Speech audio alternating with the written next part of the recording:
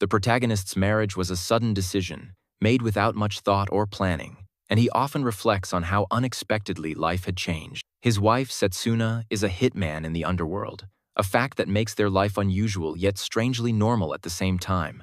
Although she is not as active in her line of work after marriage, her old skills occasionally surface in everyday life, subtly influencing the way she moves, speaks, and handles situations. Cooking and cutting vegetables, for instance, seem to give her a sense of satisfaction, almost like butterflies in her chest, and her past as a hitman makes her exceptionally skilled at maintaining a perfect poker face. Despite this, if someone observes her carefully, they can notice how she subtly suppresses her emotions, the faint tension in her expression betraying her internal thoughts. One day, the protagonist is answering the doorbell screen, where a salesman appears and asks him if he is interested in buying a duvet. Without giving it much thought, the protagonist politely turns him down and then sits down beside Setsuna, telling her how grateful he is that their intercom has a camera, because the salesman's face was unusually frightening and made him feel uneasy, highlighting how even ordinary moments in their life carry small but noticeable surprises. Setsuna asks him if he is scared, and he replies that it is not fear, but that dealing with the salesman is going to be tough. She tells him to leave it to her,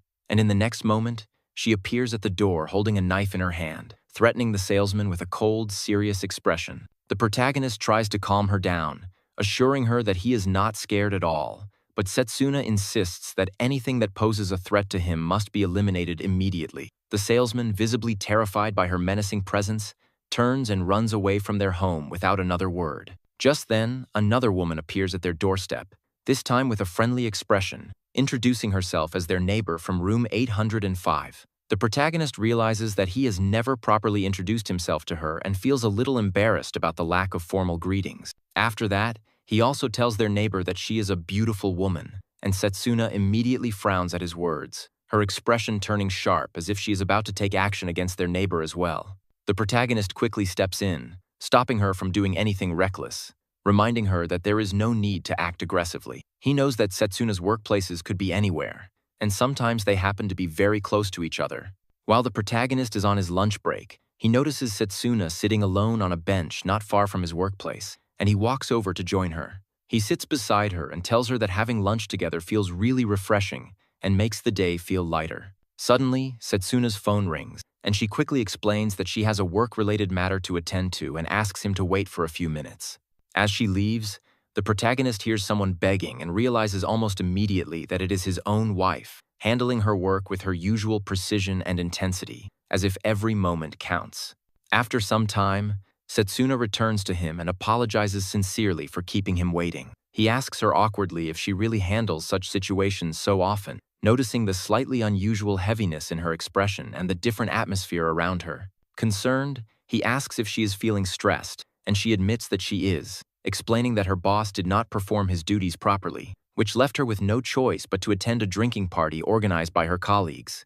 The protagonist tells Setsuna that her day sounds really exhausting, and asks her if she would like to take a break and spend some time relaxing, even if only for a short while. Setsuna agrees, and says that it would be nice to step away from work for a bit and enjoy a change of pace. The protagonist then takes out his phone and shows her a few interesting places nearby, pointing out a local baseball club that he used to visit by himself when he was younger. He explains that it is a simple yet fun place where one can practice hitting balls and enjoy some time outdoors, which could help her relieve stress.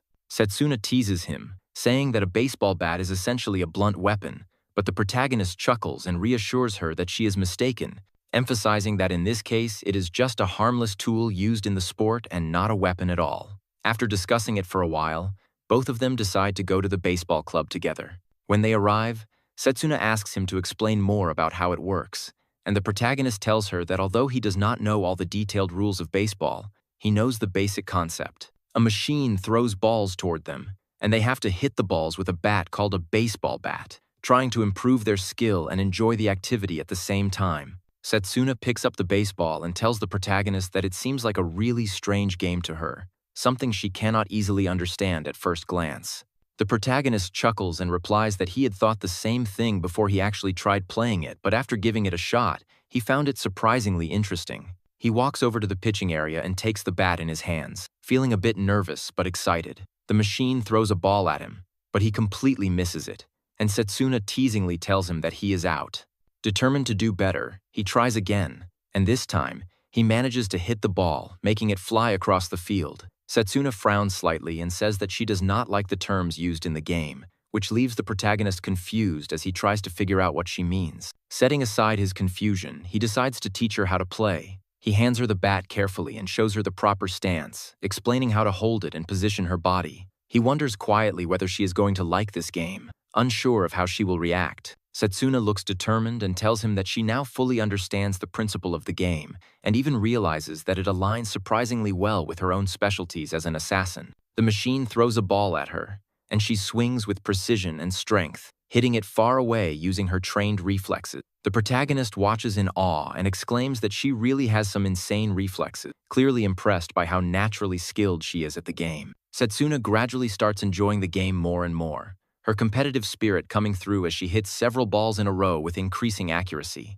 After watching her for a while, the protagonist realizes that she is not aiming at the proper target, but rather at the pitcher, her focus completely aligned with her assassin instincts. He walks over to her and gently tells her that she should aim for the target hanging above instead of the pitcher.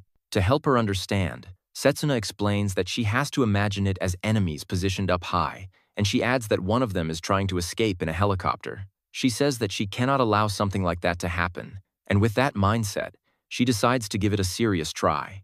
When the machine throws the next ball, she swings with perfect precision and hits it exactly toward the home run board without missing, her training as an assassin clearly translating into her gameplay. The ball strikes the target perfectly, and as a result of hitting the home run, they receive several gifts and rewards from the club, making both Setsuna and the protagonist feel thrilled and accomplished. Setsuna asks the protagonist if it is really all right for them to take all the rewards they received from the baseball club. The protagonist laughs a little and tells her that maybe they overdid it a bit, but he also adds that she could be a great baseball player someday if she ever gets bored of her current job as an assassin. Setsuna smiles and says that she will definitely think about it. Then the protagonist asks her if she is feeling better now after playing the game. She replies that it was indeed fun, and the protagonist feels glad to hear that because he had worried she might not enjoy it. Setsuna then admits that she does not really know how he views her, but she might gradually grow to like the same things he likes. As she says this, she slowly grabs his shirt and looks deeply into his eyes. The protagonist comments that she is very straightforward, and Setsuna replies that her profession has made her that way, so being direct is just part of who she is. The next morning, Setsuna tries to wake him up.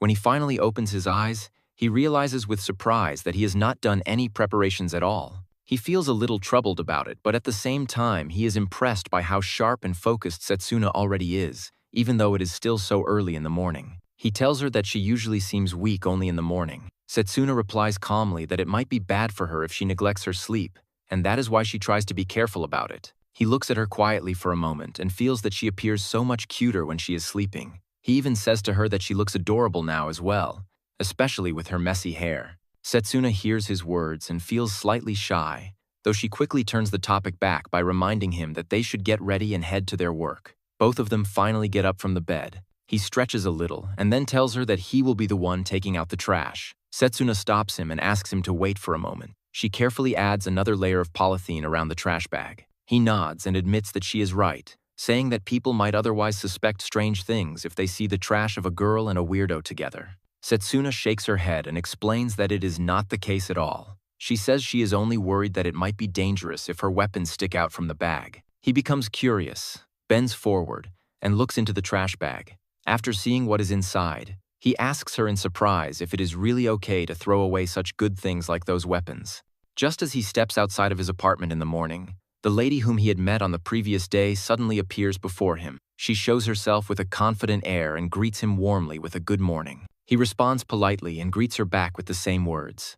While doing so, he respectfully addresses her as Miss Otonori. She smiles at his response and tells him in a pleasant tone that this place feels like a very good spot for them to meet again. He hears her words and, feeling slightly curious, asks her directly if something has happened or if there is some matter that she wishes to discuss with him. She does not answer his question in a straightforward way, but instead looks at him calmly and asks if he would like to come over to her place for a short while. Hearing this, he feels a little uneasy and tries to refuse her invitation. He tells her that it would not be possible for him because his wife is also staying with him at his place. Otonori does not seem discouraged by his reply. Instead, she holds out a tiffin box towards him and explains in a gentle voice that she had actually prepared the food for her husband. She says that her husband suddenly left on a work trip and she made it without thinking too much about it. She adds that if it is not a bother for him, then he can simply take it from her. He listens carefully to her explanation. Although he is hesitant for a moment, he finally accepts her request and takes the tiffin box from her hands. After receiving it, he goes back to his apartment and carries it inside to his wife. When his wife sees the food inside the box, she looks at it seriously and then turns her eyes towards him. She asks him in a stern and doubtful tone if he is truly sure that he is not being irresponsible by accepting such a thing from another woman. As soon as she says this, he suddenly feels a heavy pressure in the air. He realizes that there is a sharp killing intent coming from her, and the atmosphere in the room becomes tense and frightening. He tries to convince Setsuna that she is not a bad person. She does not look convinced. With a furious expression, she tells him that if he really thinks she is a good person, then he should look at what she is holding. She shows him a bottle. On that bottle, the word death is written clearly. He feels confused and asks her what that bottle island. She answers without any hesitation that it is a doomed instrument. Hearing this, he feels uneasy. He hopes silently that she is not preparing something poisonous. She looks at him and tells him that for breakfast she has cooked Szechuan tofu. She describes it as having a delicate killing flavor. She also says that she has served it with joyful death sauce. The words sound dangerous and strange to him. Still, he eats the breakfast that she has made. After tasting it, he realizes that it is not actually so bad. The mix of ingredients is unusual, but it does not taste terrible. He finishes the food and feels surprised that it is better than he expected. Then, all of a sudden, he remembers that they need to leave for work soon. He gets up and prepares himself quickly. Before leaving, Setsuna starts checking many things carefully. She makes sure the door is locked. She also checks the stopcock and several other small things. He watches her and becomes a little impatient. He asks her what will happen if they somehow get caught in this door lock. She replies to him in a completely casual tone. She says that if that happens, he will simply get blown away. He cannot believe what he hears. He looks at her with disbelief and wonders how she can say such frightening things in such a calm and casual way. When both of them have work on the same day, they head to the station together and walk side by side until they reach the ticket gates. After passing through the gates, they go their separate ways, and before parting, he tells Setsuna to do her best, to which she replies in her usual tone that he should make sure not to die. He carries her words in his mind, survives through the entire day, and finally returns home feeling both tired and relieved. As soon as he enters the washroom, he is shocked to find Setsuna inside the bathtub, completely naked, and she instantly freaks out at his sudden appearance, quickly bringing up all her weapons in alarm before stopping the moment she realizes that it is him. After calming herself, she grabs a shirt and wears it loosely to cover herself. The protagonist looks at her in that state and feels extremely shy, unable to hide his nervousness at seeing her like that. She notices his reaction and tells him that he should not act so surprised to see her in such a condition because, after all, they are already married. He listens and agrees with her words, but he does so in a shy and hesitant manner. She then adds that she thought she would be alone today and did not expect him to come in so suddenly. He glances at her body and thinks to himself that the way she casually gets out of the bath like that looks so nice and makes him feel drawn to her. She notices the way he is looking and tells him directly that it is not a problem if he wants to look at her, but if he feels uncomfortable, then she will put on something else to cover herself immediately. He tells her softly that he is not uncomfortable at all, and adds that he believes a person should turn away his eyes from his naked partner only until the moment it no longer feels disturbing to either of them. With this thought in his mind, he allows himself to look at her whole body and feels that his wife appears so majestic in front of him that he could easily lose his mind at any moment. He struggles within himself to keep his calm and not let his emotions take control. While trying to remain composed, he notices that she looks very flustered, and he gently asks her if she is embarrassed about being seen in that way. He then speaks in a serious yet tender tone and says that if it becomes her habit to get flustered like that, then he will do his best to keep himself under control. He also asks her to forgive him if his heart ends up thumping every single time because of her presence.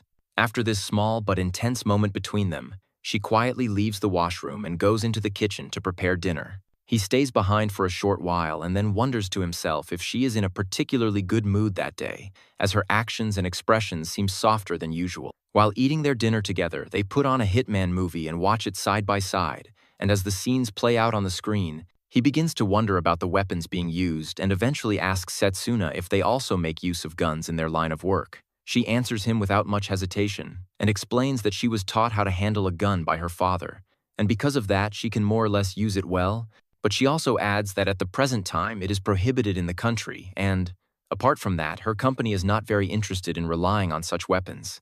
He listens carefully and thinks about how much she knows, and after the movie ends, they finish their meal and move to their bedroom to sleep. Since they are still a clumsy newlywed couple, the way they spend their time together in bed feels the same as that of any other couple who are still adjusting to their new life. Yet as the nights pass, he begins to notice a small detail that stands out to him, which is that Setsuna always sleeps with her back turned toward him. This makes him feel slightly uneasy, and he thinks to himself that it resembles a sort of newlywed early divorce crisis.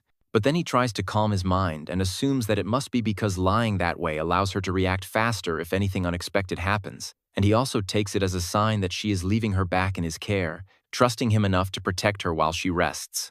He becomes curious after noticing her habit of always facing the opposite way while sleeping, and after a few moments of hesitation, he decides to ask her directly why she does that, and whether it has something to do with her work. Setsuna listens quietly and then reassures him that there is no particular reason related to her work for why she sleeps that way. Still feeling a bit concerned, he presses further and asks if it is something troublesome about him or if he has done anything to make her uncomfortable.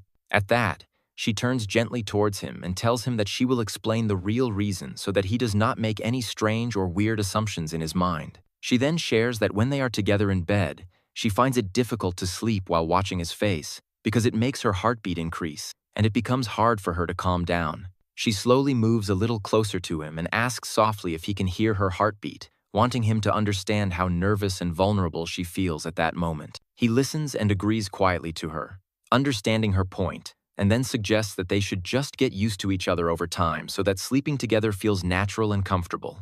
As he thinks quietly to himself, he realizes once again how incredibly cute Setsuna looks when she is defenseless and lying in bed, feeling a mix of affection and admiration for the way she shows her trust in him. The next day, after finishing his work, he is walking towards his home in the evening, thinking quietly about the day's events and his plans for when he reaches home, when suddenly he notices Setsuna coming towards him. She approaches silently without saying a word, and suddenly wraps her arms around his bicep in a tight hug. He is surprised by her boldness and wonders quietly to himself what could be wrong with her today. He asks her carefully why she is acting so boldly and close to him all of a sudden. Setsuna, in her slightly unsteady steps, tells him that she could not escape from someone. His mind immediately jumps to worry, and he feels a surge of fear, wondering if she has been attacked or injured by an enemy and is asking him for help. He scans her briefly, looking for any signs of injury, and feels a pang of concern for her safety. However, she quickly notices his reaction and reassures him,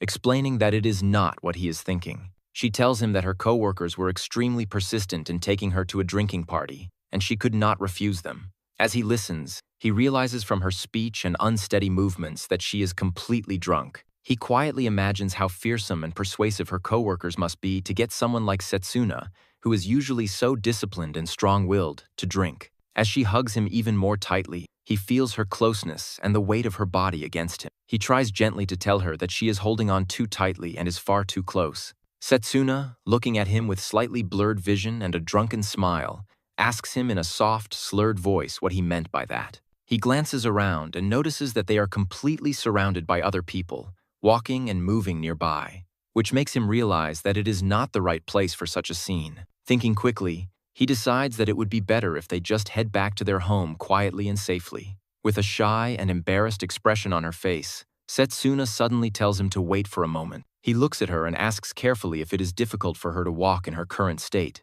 She shakes her head and denies that it is hard, adding instead that she wants to stay like this for a little while longer. Hearing her words and noticing her drunken but sincere expression, he feels his face grow red, but as a caring husband, he softly tells her that she can take as long as she likes and that he will stay with her. Setsuna leans slightly against him and quietly says that his back gives her a feeling of nostalgia and reminds her of her childhood, which makes him pause for a moment and think to himself that when someone is drunk, their true self often comes out. He wonders silently if Setsuna had been a spoiled child in her past. Slowly, almost teasingly, she reaches out and touches his back with one finger, She tells him that long ago her father had taught her very carefully that a defenseless back is one of the most vital points on a person, and a single stab there could be fatal. Before he can react, she presses her finger sharply against his back like it were a knife, and the sudden shocking pain overwhelms him. He feels an intense burst of pain and loses his balance, falling to the ground almost immediately, completely stunned by the unexpected attack.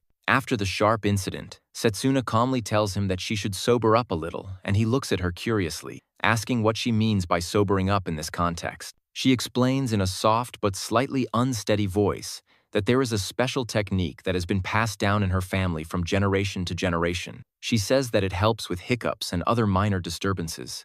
To demonstrate, she tells him that one can stop their hiccups instantly by pulling out their tongue, and proceeds to do it herself, carefully sticking her tongue out for a few moments. After that, she inserts her fingers into both of her ears as part of the technique. Watching all of this, the protagonist cannot help but feel that these actions, though strange, look incredibly cute and endearing when done by Setsuna. She then mentions casually that drinking cold water can also have the same effect on hiccups. The protagonist, feeling a little amused, tells her that she has already done enough to stop the hiccups, and that there is no need for more. Setsuna realizes that she does not have any cold water at hand, so she reaches for an energy drink that had been given to her earlier by one of her coworkers. She opens it and drinks it carefully, and immediately feels a refreshing sensation spreading through her body. Suddenly, a cold wind begins to blow all around them, rustling the trees and making him shiver slightly. He looks at Setsuna and tells her that they should hurry back to their home as soon as possible, warning her that it might get very cold if they stay outside for too long. He then asks her if she will not feel cold in the clothes she is wearing, as they seem too light for the chilly weather. Setsuna looks at him with a calm, almost teasing expression and asks if that is really what he thinks. She then says that he can feel it for himself if he wants to know. Slowly and deliberately, she reaches out and grabs his hands, moving them towards her hip.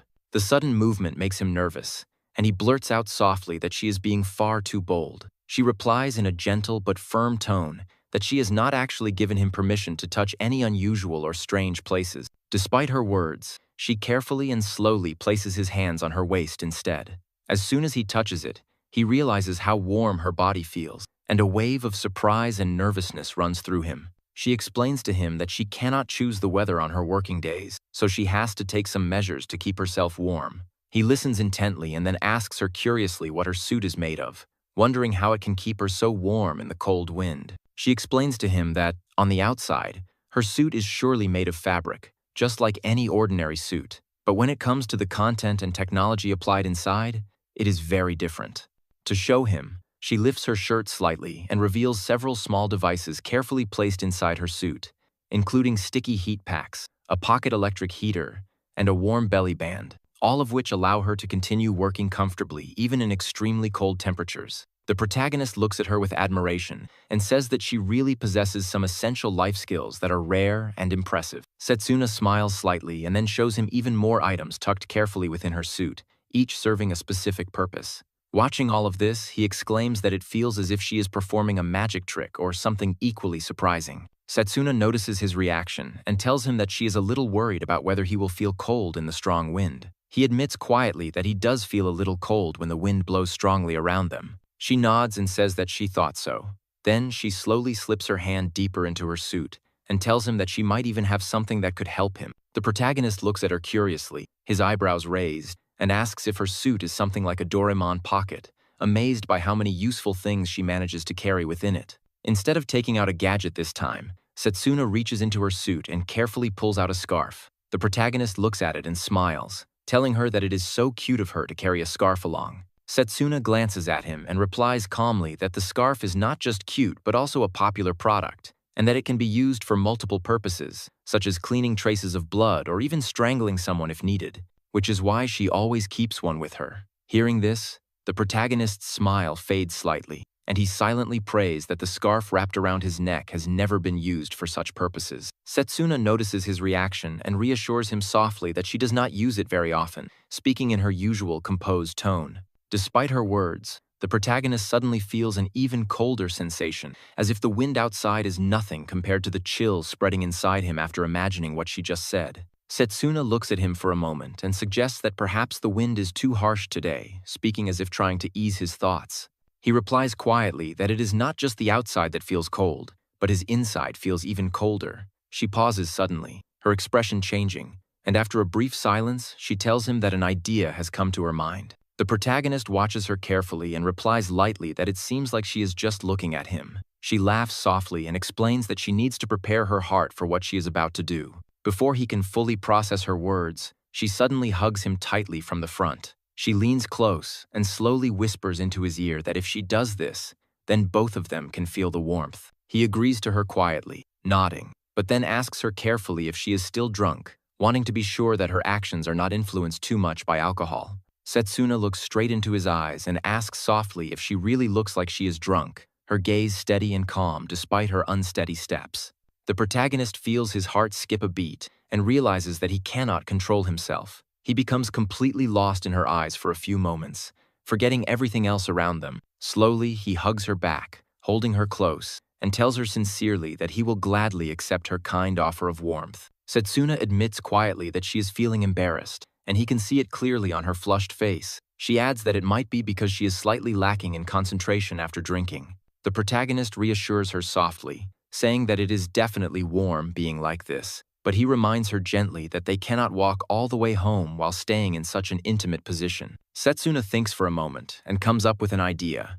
They adjust themselves and begin walking while staying close together, covering both of them with the long scarf she had taken out earlier, so that they are shielded from the cold wind but still able to move. The protagonist notices how unusual the situation feels and comments lightly that it almost seems like a really romantic position, to which Setsuna replies matter-of-factly that it is a position designed to balance both protection from the cold and mobility, showing her practical side even in this intimate moment. Somehow, they manage to make their way through the streets, carefully navigating the distance while keeping the scarf wrapped around them both, until they reach the entrance of their apartment building. They hurry toward the elevator, hoping to escape the chill and reach the safety of their home quickly. Just as the elevator doors open, they are surprised to find their neighbor, Otonori, standing inside. She smiles at them warmly and says that she feels jealous of the closeness they are showing, teasing them lightly. The next day, the protagonist reaches home a little earlier than Setsuna after finishing his work. As he steps inside,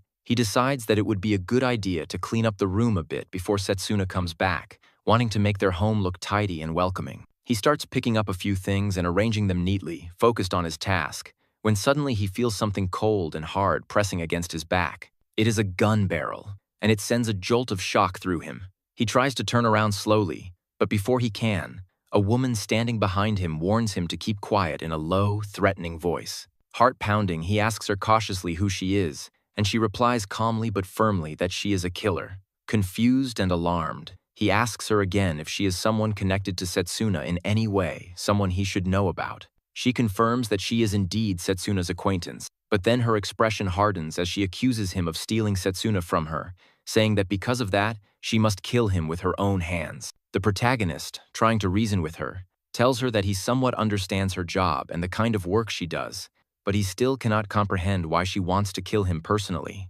She interrupts him and repeats that it is exactly because he took Setsuna away from her, and that is reason enough for him to die. Feeling the weight of the situation and realizing that there may be no way out, he quietly accepts that he is going to die, and in a hushed voice, he whispers a message to his wife, Setsuna. He tells her that he is going to die and apologizes for leaving her behind, feeling a mix of fear and sorrow. He also adds softly that he hopes, if there is a next life, he will hope to marry her again. While saying all this, the protagonist notices with a sudden and uneasy awareness that the woman standing behind him has not fired the gun yet. Feeling a mix of confusion and cautious curiosity, he slowly looks back and asks her why she is not killing him, wondering why she is hesitating at such a crucial moment. The woman begins to shiver slightly as she holds the gun in her hands, her grip trembling just a little, and she tells him that she surely intends to do it but needs some time to prepare herself mentally. She murmurs to herself repeatedly, insisting that she is not scared and that she can do it, as if trying to convince herself more than him. The protagonist, still observing her, comments carefully that he has always imagined killers performing their work swiftly and silently, without hesitation, but he did not realize that some killers might get nervous while committing such acts. Hearing this, the woman becomes visibly annoyed, her face hardening as she snaps at him to shut up, clearly irritated that he is speaking at a time like this. Suddenly, without warning, a camera positioned somewhere behind her flashes, and almost as if by magic, a rope shoots out from nowhere. In an instant, the rope wraps tightly around her, binding her firmly and restricting her movements. She loses her balance and falls to the ground with a thud, looking around wildly and exclaiming in confusion, wondering loudly what is happening. The protagonist looks at the woman struggling on the ground, tightly bound by the rope, and tells her that this is clearly a trap laid by Setsuna. He cannot believe that it actually worked, especially at a moment like this when the situation seems so dangerous and tense. The bound woman groans softly and complains that she cannot move at all, her voice tinged with frustration and helplessness. The protagonist pauses for a moment, thinking carefully about what to do next, wondering if he should call the police or just let it go, since she is at least an acquaintance of Setsuna and perhaps does not deserve severe punishment. Just at that moment, Otonori appears seemingly out of nowhere, standing with her usual cheerful demeanor. She laughs in her familiar teasing way and asks him playfully why he is tying up a girl of that age. The protagonist, feeling a little nervous but trying to keep the situation under control, quickly makes an excuse, saying that she is the child of one of his acquaintances and that it is actually part of a game that has become very popular lately. He adds that, according to the rules of the game, a person who is tied up is said to look like a sushi roll, which is considered cute, hoping to make his explanation sound innocent and lighthearted. Otonori laughs again, clearly amused by his words, and shakes her head at the absurdity of it all. After making sure that the woman is safely restrained and will not cause further trouble, he carefully pulls her into their apartment, keeping an eye on her movements to prevent any sudden actions. Once they are inside, he quickly closes the door behind them and locks it. The girl sitting on the floor begins to cry quietly, her voice trembling as she admits that she has failed not only to secure Setsuna but also to capture the very man she had come to kill. Between sobs, she looks up at the protagonist and tells him that she is mentally prepared to die at any moment and that he can surely end her life if he wishes, speaking with a mix of sorrow and resignation. The protagonist feels a heavy weight in his chest at her words and quickly responds that he is just a civilian and cannot bring himself to kill another person, no matter the circumstances, and that he needs to speak to Setsuna first before doing anything further. Her crying intensifies for a moment, and he can see the fear and tension in her eyes, so he kneels slightly and tries to calm her down by saying gently that she does not have to be scared, assuring her that he is not a bad person and has no intention of harming her. The girl, still teary-eyed, quickly replies that she is not scared at all, although her trembling body and quivering voice suggest otherwise. Wanting to make her feel a little more comfortable, the protagonist walks over to the kitchen and carefully brings back a glass of juice for her. She looks at him suspiciously and asks if he is trying to poison her, her voice sharp yet unsure. He quickly shakes his head and explains that he simply brought the juice because he thought she might be thirsty. She looks at him suspiciously again and asks if he has added anything dangerous to her drink, naming tetrodotoxin and sulfuric acid as possibilities. The protagonist quickly shakes his head and tells her firmly that it is just apple juice, from the brand that Setsuna likes the most. As soon as she hears Setsuna's name, her expression softens, and she changes her mind, saying that he can go ahead and feed it to her if he wants. He notices the sudden shift in her attitude and remarks gently that only a few seconds ago she did not want to drink it. She waves off his comment and insists that she does want to drink it now, her tone a little embarrassed but firm. He takes a straw and carefully feeds the juice to her, making sure she is comfortable. After taking a few sips, she notices that he is staring at her intently and her face flushes with shyness. She tells him quickly not to look at her like that, warning him in a mock-threatening tone that if he does, she will kill him. The protagonist cannot help but think to himself how incredibly cute she looks when she is shy, and he feels a sudden sense of warmth at seeing her like this. As he studies her face more closely, he feels that it looks familiar to him, almost as if he has seen it before somewhere. Curious, he asks her if they have met before in some context, and she replies calmly that he might not recognize her because she was not wearing her uniform at the time of her wedding. And then she reveals that she is Setsuna's little sister. The protagonist nods slowly, understanding why he felt such a strange sense of closeness to her earlier, and tells her that this must be the reason he has been feeling that they are familiar somehow. Then, trying to understand the situation better, he asks her why she was trying to kill him in the first place. She pauses for a moment and tells him that if he wants to know, he must first untie her. He doubts her words and warns her that she might try to attack him again if he unties her. In an arrogant tone, she admits that she will kill him later if he unties her now. He listens carefully and shakes his head, firmly refusing to untie her after hearing this. Seeing that he is serious, She softens her expression and, with a slightly emotional look on her face, quietly tells him that she needs to go to the washroom. He quickly runs to find a pair of scissors and tries to cut the rope that binds her tightly, but no matter how hard he tries, it does not work. Frustrated, he tells her that normal scissors are not strong enough to cut that kind of rope.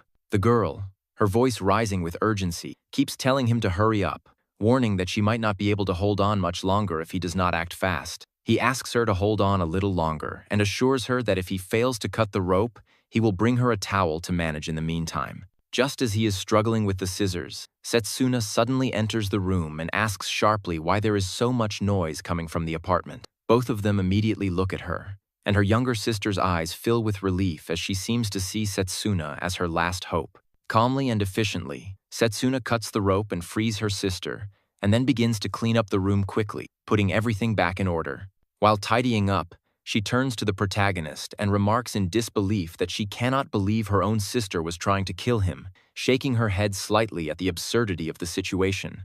The protagonist explains softly that during the wedding, he had not spoken much with her sister, so he had failed to recognize her voice at the time. Setsuna then bows slightly toward her husband and, with a gentle smile, asks him to forgive her sister, explaining that although her sister can be violent at times, it does not change the fact that she is still her cute little sister. The protagonist reassures Setsuna gently, telling her that it is perfectly fine as long as her sister does not try to kill him again in the future. Setsuna smiles slightly and turns to her sister, addressing her by name Haruka, and explains that she could never really kill anyone because her hands start shaking uncontrollably whenever she tries to commit such an act. The protagonist listens carefully and nods, telling her that it is normal for everyone to feel nervous or hesitant in such situations. He also agrees with her point, adding that even when she was attempting to kill him earlier, she could not actually do much harm, which shows that her hands and mind were not suited for killing. Setsuna then turns back to him and explains that her sister's personality is not typical of someone born into a family of killers, and yet she possesses one other distinguishing feature that helps her compensate for her lacking in personality. The protagonist, curious, asks Setsuna what this feature might be. Setsuna replies with a small smile that Haruka is small, short, and slim, implying that her physical appearance gives her certain advantages despite her hesitations and lack of killer instincts. Intrigued, the protagonist asks if she has good reflexes because of her size, thinking that might be the advantage she possesses. Haruka disagrees with him and clarifies with a small laugh that it is not her reflexes that make her special, but rather that she is so incredibly cute. The protagonist tilts his head, slightly confused, and remarks gently that being cute is not exactly an ability, though he cannot deny that it makes her memorable and charming in a completely different way. She also mentions casually that Haruka gets tickled very easily, and the protagonist quietly concludes to himself that Haruka may have a small gap or weakness in her personality, but at the same time, she possesses another lovely and endearing side that makes her presence charming. Just then, Haruka emerges from the washroom, her expression a mix of embarrassment and determination, and tells both of them that they should not talk behind someone's back, especially when that person is in the washroom. Without warning, she reaches for her gun and points it at the protagonist again, her voice firm as she tells Setsuna that she can finally kill someone if she wants to. However, almost immediately, her hands start shaking uncontrollably, and she cannot bring herself to actually fire the weapon. Observing this, the protagonist turns to Setsuna and quietly remarks that she was correct when she had told him about Haruka's condition, referring to her inability to act decisively under pressure. Haruka, blushing slightly and frustrated, tells him that he should not say it in a way that makes it sound like he completely understands what she meant, implying that he cannot truly grasp her struggles. Seeing the situation, Setsuna steps in calmly, takes Haruka's gun from her, and tells her firmly that she should not try to kill that person, gently but authoritatively controlling the moment. She pats Haruka on the head with a kind smile and calls her a good girl, trying to soothe her agitation. Haruka immediately protests, telling Setsuna that she is not a kid anymore, her voice tinged with defiance. But after a moment, she calms down, her shoulders relaxing and her expression softening. Setsuna turns to the protagonist and explains quietly that Haruka always calms down when someone pats her on the head. The protagonist looks at Haruka thoughtfully and tells Setsuna quietly that she is more like a puppet, controlled by her emotions and easily influenced, yet still endearing in her own way. Setsuna smiles faintly and adds that Haruka has always been like this ever since she was a child, hinting at her innocence and the small vulnerabilities that have stayed with her all these years. Haruka turns to Setsuna with a slightly pouty expression and teasingly tells her that if she is really so cute, then Setsuna should live with her instead of the protagonist, as if suggesting that the protagonist is not worthy of her. She continues, recalling that she had been looking forward to spending time and playing with Setsuna, but when she arrived in Tokyo, Setsuna had already announced that she wanted to get married, which hurt Haruka's playful expectations. The protagonist quietly realizes that the bond between the two sisters is very strong, and he finally understands that this close connection is why Haruka had wanted to kill him when they first met. Haruka then points her finger at the protagonist and questions sharply why he, an average guy whom any woman could find, was chosen by Setsuna, implying that he must be inferior in some way. Setsuna glances at the protagonist, and although her look is calm, he feels a slight pang in his chest, hurt by her gaze for a moment. Haruka shakes her head and tells Setsuna that she has surely made a mistake, and that they should just go back home to sort things out. The protagonist, feeling a mix of nervousness and determination, tells her that he must have some good points, like his simplicity, which he considers the best thing about himself. Setsuna pauses for a second, her expression softening, and then tells him sincerely that it is not his simplicity that matters, but simply because she loves him, and she asks quietly if he feels the same way. The protagonist blushes deeply, feeling embarrassed, and silently thanks fate, as he had been thinking that she might have made a mistake choosing him. After a short pause, he casually tells Setsuna that he loves her very much too, feeling relief as he says it. Setsuna admits softly that saying these words directly to each other feels very embarrassing, but the honesty is clear in her tone. Observing this exchange, all of Haruka's hopes vanish instantly. She slumps slightly, realizing that there is no chance for her to interfere. She turns toward the door, muttering that she will definitely kill him on her next visit, though the threat sounds less serious now. Setsuna looks at her and asks if she is really planning to leave and go back home. Haruka replies that she is feeling tired, so she is going home for now. At this, Setsuna mentions that she had planned to make Haruka's favorite hamburger, but it is really a pity that she is leaving now. As soon as Haruka hears the word hamburger, her mood shifts immediately, and she decides that she will stay for dinner with them before heading home. Setsuna leans closer to the protagonist and whispers softly that Haruka is surely so cute, a statement full of affection. The protagonist nods in agreement, smiling quietly, and says that he can truly feel her cuteness as well, admiring the charm and innocence of Setsuna's little sister. Setsuna turns to the protagonist and asks him if he has finished all his preparations, looking at him expectantly. He reassures her that he has completed everything and that now she can leave the work to him, giving her a small smile. Setsuna nods slightly, puts on her apron, and announces that it is time to begin their cleaning operation, her tone both serious and efficient. The protagonist looks at her curiously and asks if she means normal room cleaning, trying to clarify. She turns to him with a faintly teasing smile and asks what else he could possibly be thinking about, implying that there is no other meaning. Then, with astonishing speed and precision, she wipes up all the stains in the living room in the blink of an eye, her movements fluid and almost mechanical in their efficiency. The protagonist watches her and cannot help but tell her that she is incredibly good at this, impressed by her skill. Setsuna glances at him and casually remarks that there is not much difference between cleaning a room and killing someone, as if it were a simple statement of fact. He nods in agreement and comments that in many movies, killers are referred to as cleaners, trying to connect her words with what he has seen in films. She explains to him further that what she really meant is that if a killer does not properly clean up all the evidence, they might get caught, emphasizing the importance of thoroughness and precision in her work. The protagonist suddenly realizes that she is talking about destroying evidence and feels a mix of awe and admiration at her skill and focus. Watching Setsuna-san in an apron is so refreshing to him, and he cannot help but think how her cool, efficient appearance, combined with her natural cuteness during work, is completely unmatched. He continues to observe her quietly, thinking to himself that she is undeniably pretty, especially when he pays close attention to her appearance and the way she moves.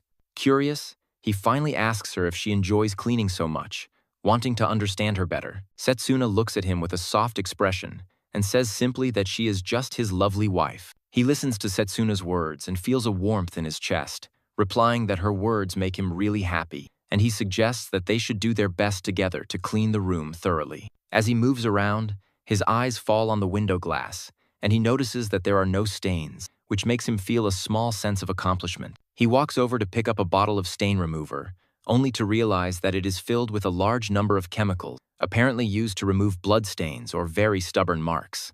Setsuna notices his hesitation and tells him that he can use it if it is necessary, giving him permission with a calm tone. The protagonist hesitates for a moment, wondering if it is really okay for him to use something so strong, but decides to try it carefully. As he applies it, he finds that it is incredibly effective, removing even the tiniest traces quickly, and he cannot help but ask her what all those chemicals are and how they work. Setsuna glances at the window glass with a small approving smile and tells him that he is doing a really good job, adding in a playful but slightly scary tone that he is killing the bacteria, which makes him shiver slightly. He asks her not to use such scary words, feeling a little nervous at the phrasing, and decides to move on to hang the laundry outside. While preparing to hang the clothes, he notices that among the laundry, there is Setsuna's bra that needs to be hung as well. He pauses for a moment and tells himself quietly that he should try to get used to these things, since they are married now and handling each other's laundry is part of daily life. To calm his mind, he looks around at the surroundings, trying to focus on something neutral, but his gaze accidentally falls on their neighbor's balcony, where her bra is also hanging. The neighbor steps out at that moment, greeting him cheerfully and commenting that it is really a beautiful day.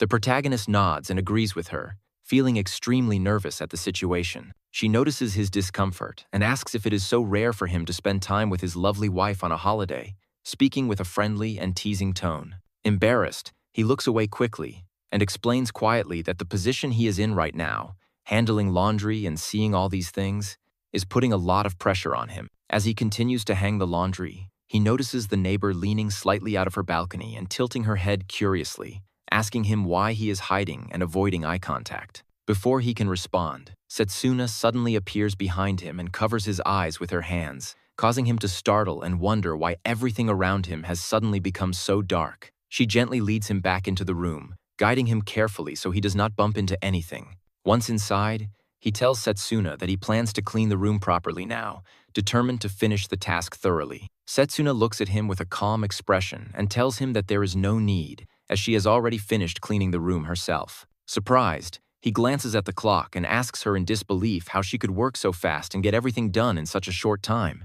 Setsuna shrugs lightly and explains that there is no loss in working quickly if one is careful, emphasizing that efficiency does not mean cutting corners. She adds that if he wants to check her work, he certainly can, but he will not find a single trace of blood or dirt anywhere, her tone confident and precise. The protagonist nods, acknowledging that it would indeed be troublesome if even a single trace had been left behind, and he feels a sense of admiration at her skill. Setsuna then reminds him that there are still 3 hours left before lunch, suggesting that he should take a short rest and try out the new item that was delivered to them that day. Curious, he asks if she worked so quickly just to enjoy using the item herself, teasing her gently. She replies with a smile that she also needs some refreshment and relaxation since it is her day off, and the item she refers to is a kotatsu, a traditional Japanese heated table. The protagonist is taken aback and says that he cannot believe she ordered a custom-made kotatsu.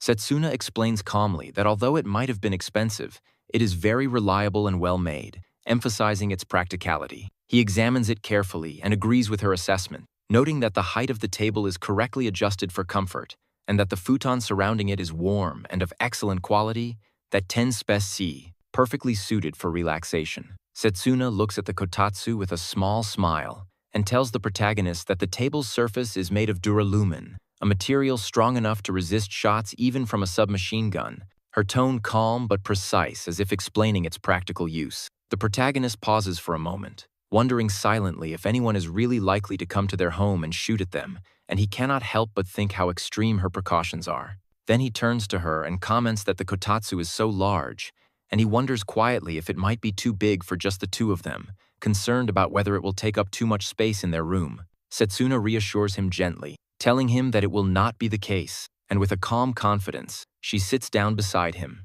saying that the table is just the perfect size for both of them to sit comfortably. The protagonist glances at her and teasingly remarks that she is being very clingy today, noticing how close she is sitting to him. Setsuna tilts her head slightly and asks him softly if he does not like her being clingy, her tone playful yet affectionate. He smiles and replies that he surely likes it and that he is genuinely happy that they are married, feeling a warmth in his chest as he says it. Feeling relaxed and comfortable, Setsuna rests her head gently on his lap, and in a soft voice, she asks him if he feels uncomfortable with her leaning on him this way. The protagonist looks down at her and tells her softly that she looks like a clingy little cat, his eyes reflecting amusement and affection. In response, Setsuna even lets out a small meow, but she immediately feels embarrassed and covers her face slightly, unsure if he took her seriously. The protagonist laughs quietly and tells her that he really likes seeing this cute side of her, and that it makes him even happier. Feeling safe and comfortable, Setsuna soon drifts off to sleep on his lap,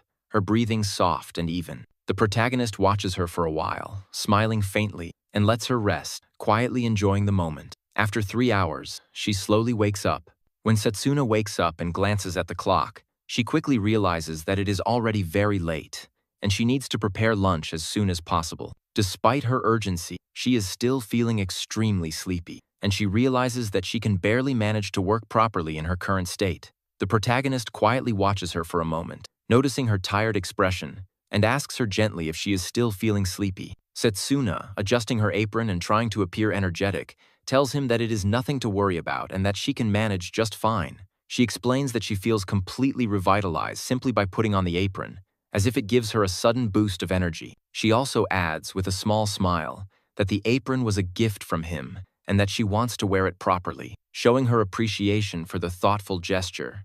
The protagonist smiles back and tells her that he is really glad she liked it, feeling happy that she values such a small thing he gave her. He also adds that he is not sure if she truly needs an apron, considering that most of the time she is wearing her usual suit, which never seems to get dirty no matter what she does. Setsuna shakes her head slightly and replies that even though her suits rarely get dirty, wearing an apron is still useful, because things tend to get much messier when she is working on tasks that require more effort or precision. She explains to him that through experience, she has learned how to handle tasks without getting her suits dirty, and she developed this skill while working with her father, who had retired from being a killer. She tells him that even during that time, her father taught her how to complete all kinds of difficult tasks while still wearing a suit, showing her the importance of maintaining composure and neatness under challenging conditions. The protagonist, hearing this, feels a pang of sympathy for her childhood and asks how she could have had such a challenging upbringing, wondering how difficult it must have been for her at such a young age. Setsuna continues and adds that her little sister, Haruka, always ended up with dirt on her clothes whenever she walked through the farms, highlighting the contrast between her own careful training and the struggles of her younger sibling. The protagonist looks thoughtful and remarks that it is practically impossible for ordinary people to avoid getting dirt on their clothes while working in a farm, expressing his amazement at how Setsuna managed to accomplish such a feat with discipline and skill from a young age. The protagonist glances at Setsuna's suit carefully and notices that she is absolutely right. There is not a single stain or mark on it, and it looks perfectly clean as if she has worked with incredible precision and care. He smiles warmly and remarks that it seems what he did earlier, preparing the apron for her, was unnecessary because she clearly does not really need it. Setsuna, however, looks at him with a slightly moody expression, her lips pressed into a small pout, and tells him softly that she does not like what he just said, her tone carrying a mix of disappointment and gentle insistence. The protagonist feels a moment of confusion and wonders quietly if he has said something wrong, questioning whether he unintentionally upset her. Setsuna leans slightly closer and whispers softly, almost shyly, that she really needs this apron, and her eyes become emotional as she explains that the reason she values it so much is because it is the apron given to her by him, and that alone is enough for her to cherish it. She looks at him earnestly and adds that this is precisely why she is giving her very best effort while working,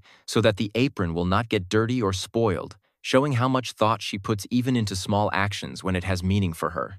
The protagonist listens to her explanation and smiles gently, telling her that it is just an apron and that it is perfectly fine even if it gets a little bit dirty, hoping to ease her worry. Setsuna then informs him that since they have already received their kotatsu, she has even prepared matching gowns for both of them to wear while eating lunch, explaining that it helps create the right atmosphere and adds a touch of comfort to their meal.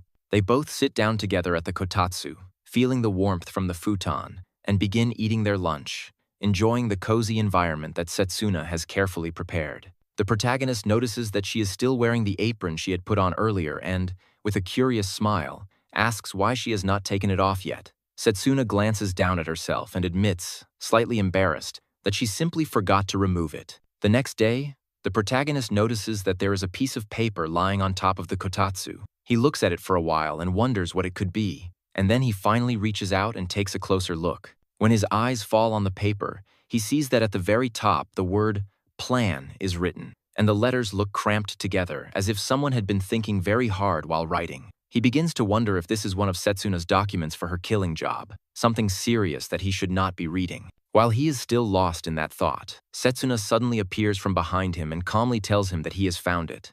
The protagonist, feeling a little nervous, explains to her that he only caught a glimpse by accident and that he might have ended up looking at one of her vital documents, something that could be very confidential. Setsuna, however, shakes her head and tells him that those papers are not related to her work at all. Hearing this, the protagonist feels confused and wonders aloud what the paper could be for then. Setsuna answers without hesitation and tells him that it is something much simpler. She was actually trying to come up with a plan for their shopping trip that weekend. She then points out that since he has already found the paper, there is no reason for him to avoid it. She encourages him to take a proper look at it and check carefully if she has forgotten to include anything important.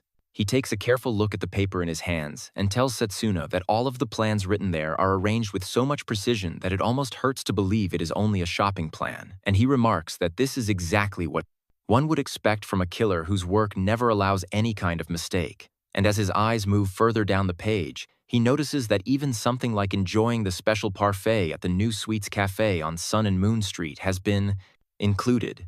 And he cannot help but look at her with a small smile as he tells her that her plan is very cute. And after that moment, both of them begin to prepare themselves for the shopping trip. And once they are ready, the protagonist admits, with honest surprise, that he cannot believe they have actually managed to leave right on time, and that she has arranged everything with such perfection. And Setsuna simply answers him that he can always place his trust in their transportation system, which is known to operate exactly on schedule without fail. And very soon, the two of them arrive together at Kawafukuji Station, and looking around and remembering the plan again, the protagonist remarks that he believes he has actually decided to buy such a large number of things, but Setsuna explains in a calm voice that there are indeed many things he will need now that he is sharing his life and his home with his partner. The protagonist tells Setsuna that they should split up while shopping so that the work can be finished more quickly, but when Setsuna hears his words, she feels sad and becomes emotional because she takes the meaning in a different way.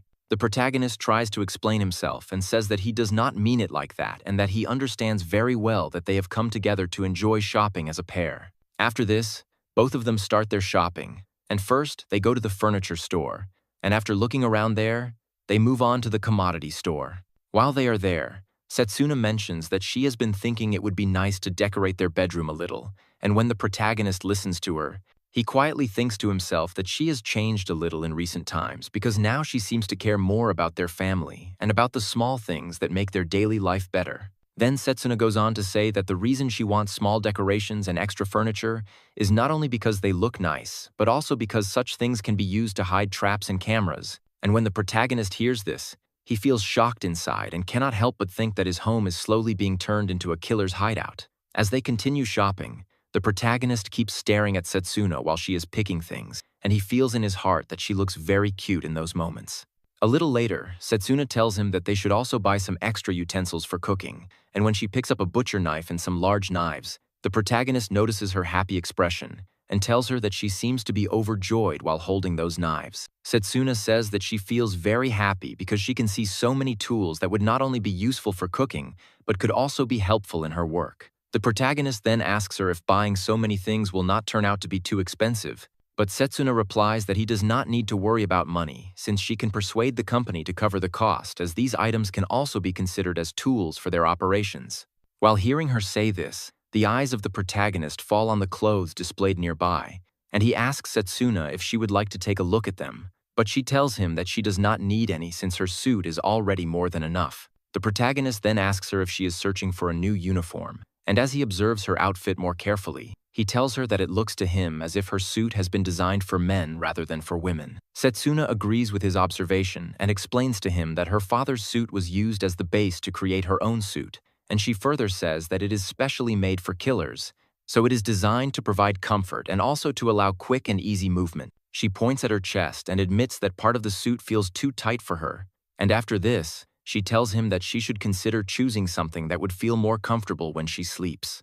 The protagonist suggests pajamas, and in his mind, he imagines her wearing them, and in his imagination, she appears so cute that he struggles to control himself. When he takes a look at the prices of the pajamas, he says that they are too expensive, but Setsuna replies that she can try to adjust them so that they can also serve as tools for killing. The protagonist then tells her that instead of thinking that way, they should try to save money by cutting down other unnecessary expenses. After this discussion, both of them head to the department store that has all kinds of items, and while they are walking, Setsuna gently pulls his shirt and tells him that she really wants to have a child with him one day, but since their wedding has not been that long ago, she feels that they should take a little more time before they start building a happy family. The protagonist then tells her not to worry, because he will remain by her side until the day of his death, and after this exchange, both of them continue shopping together as they buy the daily products needed for their home. Setsuna looks at the plan in her hands and tells the protagonist that their shopping list is almost complete and very few things are left. The protagonist replies that he finds it hard to believe that they have already bought so many items and wonders aloud if they can really manage to carry all of those things back to their home.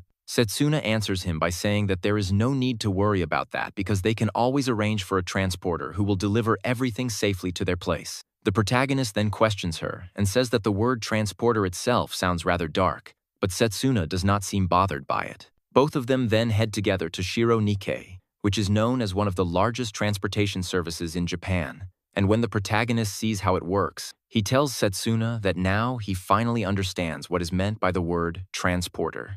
After this, he glances at the clock and notices that the time is 2:55. And he tells her that her plan is so perfectly arranged that everything until now has gone exactly according to it. Setsuna thanks him gently for his words, and then she asks if they should go to the sweets cafe so that they can enjoy some sweets together. The protagonist immediately realizes from the way she speaks that she is looking forward to tasting the special puffed sweet that is available there, and as he notices the expression on her face, he feels that she appears even more cute in that moment. The protagonist then tells her that before they go and eat, he needs to visit the toilet for a short while, and when she hears this, she stops for a brief moment before telling him that it is fine and that she will wait for him until he returns.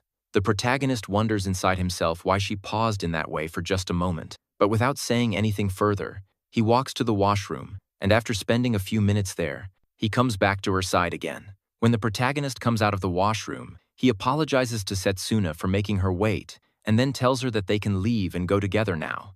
But Setsuna responds by saying that they should just have a look, and the protagonist quietly wonders to himself what exactly she means by those words. Both of them then walk to the cafe, only to find out when they arrive there that the shop is already closed, and at that moment, Setsuna explains to him that according to the research she had done earlier, the cafe remains closed after 3 in the afternoon, which means that they are just a little too late. The protagonist immediately feels bad when he hears this, and he tries to apologize to her by saying that because of him, she has missed something that she had been so excited to taste, and he even adds that perhaps he should have tried to hold himself back for a little while instead of going to the toilet at that time. Setsuna, however, gently tells him that there is no need to worry about it because they can simply switch over to Plan B instead, and when the protagonist hears this, he tells her with amazement that she is truly awesome for already preparing a backup plan in advance for situations like this. But then, as he listens more carefully, he realizes that the situation is not the way he first thought because Setsuna tells him that it is now his turn to start thinking about what Plan B should be. The protagonist cannot believe what he is hearing, and he says that she had looked forward to this cafe so much that she lost sight of everything else, and it feels surprising to him that she now expects him to come up with another plan. He then checks his phone, and after scrolling for a bit, he tells Setsuna that there is a delicious dessert store located on the top floor of the same department store, and with that suggestion, he tries to make up for the cafe being closed. Both of them go to the open space dessert store, and Setsuna looks around carefully and tells the protagonist that the place is really beautiful, adding that what makes it even more special is the fact that they are completely alone since there is no one else around. The protagonist replies to her by saying that the reason for this is because it is midwinter at the moment, and he can literally feel the cold winter wind sweeping across his skin. Setsuna smiles and says that it is very lucky for them that this taiyaki store is still open despite the season and the cold. The protagonist answers that he is not sure if something like taiyaki can exactly be called sweets, but he adds that it does not matter as long as it tastes sweet, and he seems satisfied with that thought. Both of them then share the taiyaki they have bought, taking turns while eating, and during this moment the protagonist tells her that it feels really fun to eat together with her in this way. At the same time, he still cannot stop himself from feeling a little guilty and admits that he is sorry because she was not able to go to the cafe that she had looked forward to because of him. Setsuna, however, tells him gently that it is all right since everyone needs to use the toilet from time to time and she really does not mind it, explaining further that for her it is always the goal that matters more than the plan, and in this case, she feels that she has already accomplished the goal she set for today, so the result is more than satisfactory. The protagonist then tells her that even though they were not able to try out the new sweets cafe, it still feels so good to him simply because he is able to spend this time with her. Setsuna looks straight at him and says that she has achieved her mission of enjoying a shopping trip together with him. The protagonist replies that the words she just said sound very cool to him, and Setsuna answers that she can always try changing the words if she wants, but the protagonist responds that it is useless to change something that has already been spoken. After finishing their shopping, both of them sit together and play PUBG, and in this world, instead of being offered chicken dinner as the winning reward, the prize is beef rice dinner, and Setsuna, along with the protagonist, manages to win the game after playing for some time. It has already become their habit to spend time playing games like this before going to sleep, and what surprises the protagonist the most is that Setsuna, who is known as one of the best killers of this time, does not actually know how to play the game properly. For the first 10 minutes after starting, Setsuna just keeps moving around the map and killing every player she comes across, and even though it is only a game, the way she moves her character is exactly like how she would move in real combat, full of sharpness and precision. The protagonist cannot help but tell her that there is no need for her to move so much in this way, since after all they are only fighting in a game, and when she hears his words, she seems a little embarrassed by it. After playing for a while longer, the protagonist turns to her and asks if she can give him some hints about real fighting, and Setsuna responds by saying that there are many ways to engage an enemy, but one simple and effective method is to slip past the enemies and then take them out quietly, and she adds that this is nothing more than the basics. While saying this, she slowly walks closer to him and then explains that one can also obstruct the movements of a target by taking them by surprise, and the protagonist, who suddenly feels shy because of her closeness, quietly admits that she is right. Setsuna tells the protagonist that she was only trying to show him how to finish his targets properly, and that such a thing is nothing special at all for someone who is not living the life of a killer, and after saying this, she looks relaxed and recommends that they should take a short rest before continuing anything further. Without waiting for his reply, she casually opens a packet of chips and begins to eat them slowly. The protagonist looks at her and points out that eating this late at night will not be good for her body, as food at such an hour is usually considered unhealthy. But Setsuna calmly explains to him that there is a different way to look at it. She says that if a person exhausts all of the unit's energy in a single moment by eating heavily, then it can be regarded as completing a full course of physical training instantly, because the body will end up using all of its energy at once.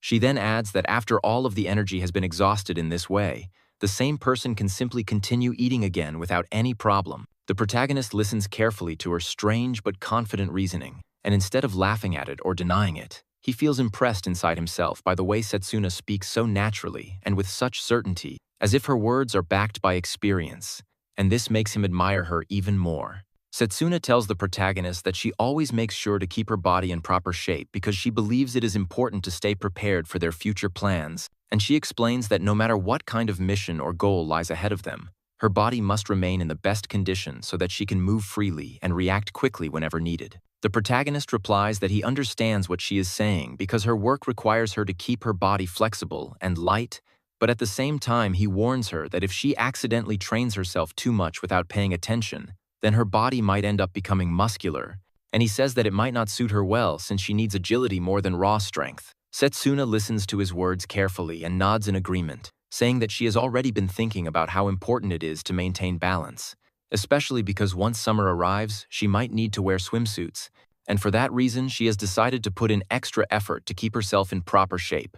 The protagonist then looks at her with curiosity and asks her directly if she actually owns any swimsuits, and Setsuna responds that of course she cannot imagine swimming around in her usual killer uniform, so she has one swimsuit, but she quickly adds with a slightly embarrassed expression that since she never really had any friends to go out with during her school days or afterwards, the only swimsuit she has is still the one she used back when she was in high school. The protagonist listens to her quiet confession and answers warmly that it does not matter at all, and that even that swimsuit will work perfectly fine. Setsuna asks the protagonist if he would like to see her in a swimsuit, and at first he refuses, feeling a little shy and unsure about how to respond. But after a moment of hesitation and thinking it over, he finally agrees, and she gives a small, satisfied smile at his answer.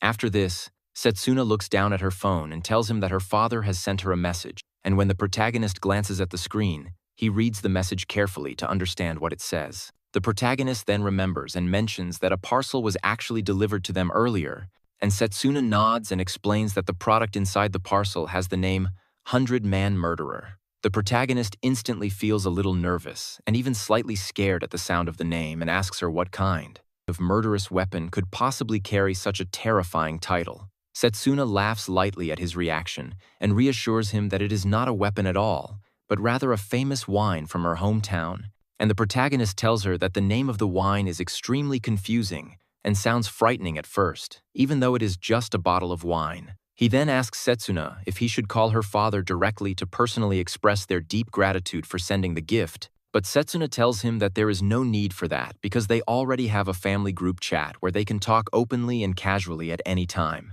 The protagonist then looks at the chat and sees that her father has written that the wine is a little dry but has a nice flavor, and Setsuna immediately replies in the chat that she and the protagonist will drink it together. Setsuna tells the protagonist that she will invite him to the family group chat as well, since he is now also a part of her family, and after he joins the group, he reads the group's name, which says, "A Family of Killers," and he cannot help but feel that he has joined an unbelievable and almost unreal group. Wanting to make a proper introduction, he decides that he should speak first, and he texts in the group that he is Setsuna's husband and that he is truly grateful for being allowed to join the group.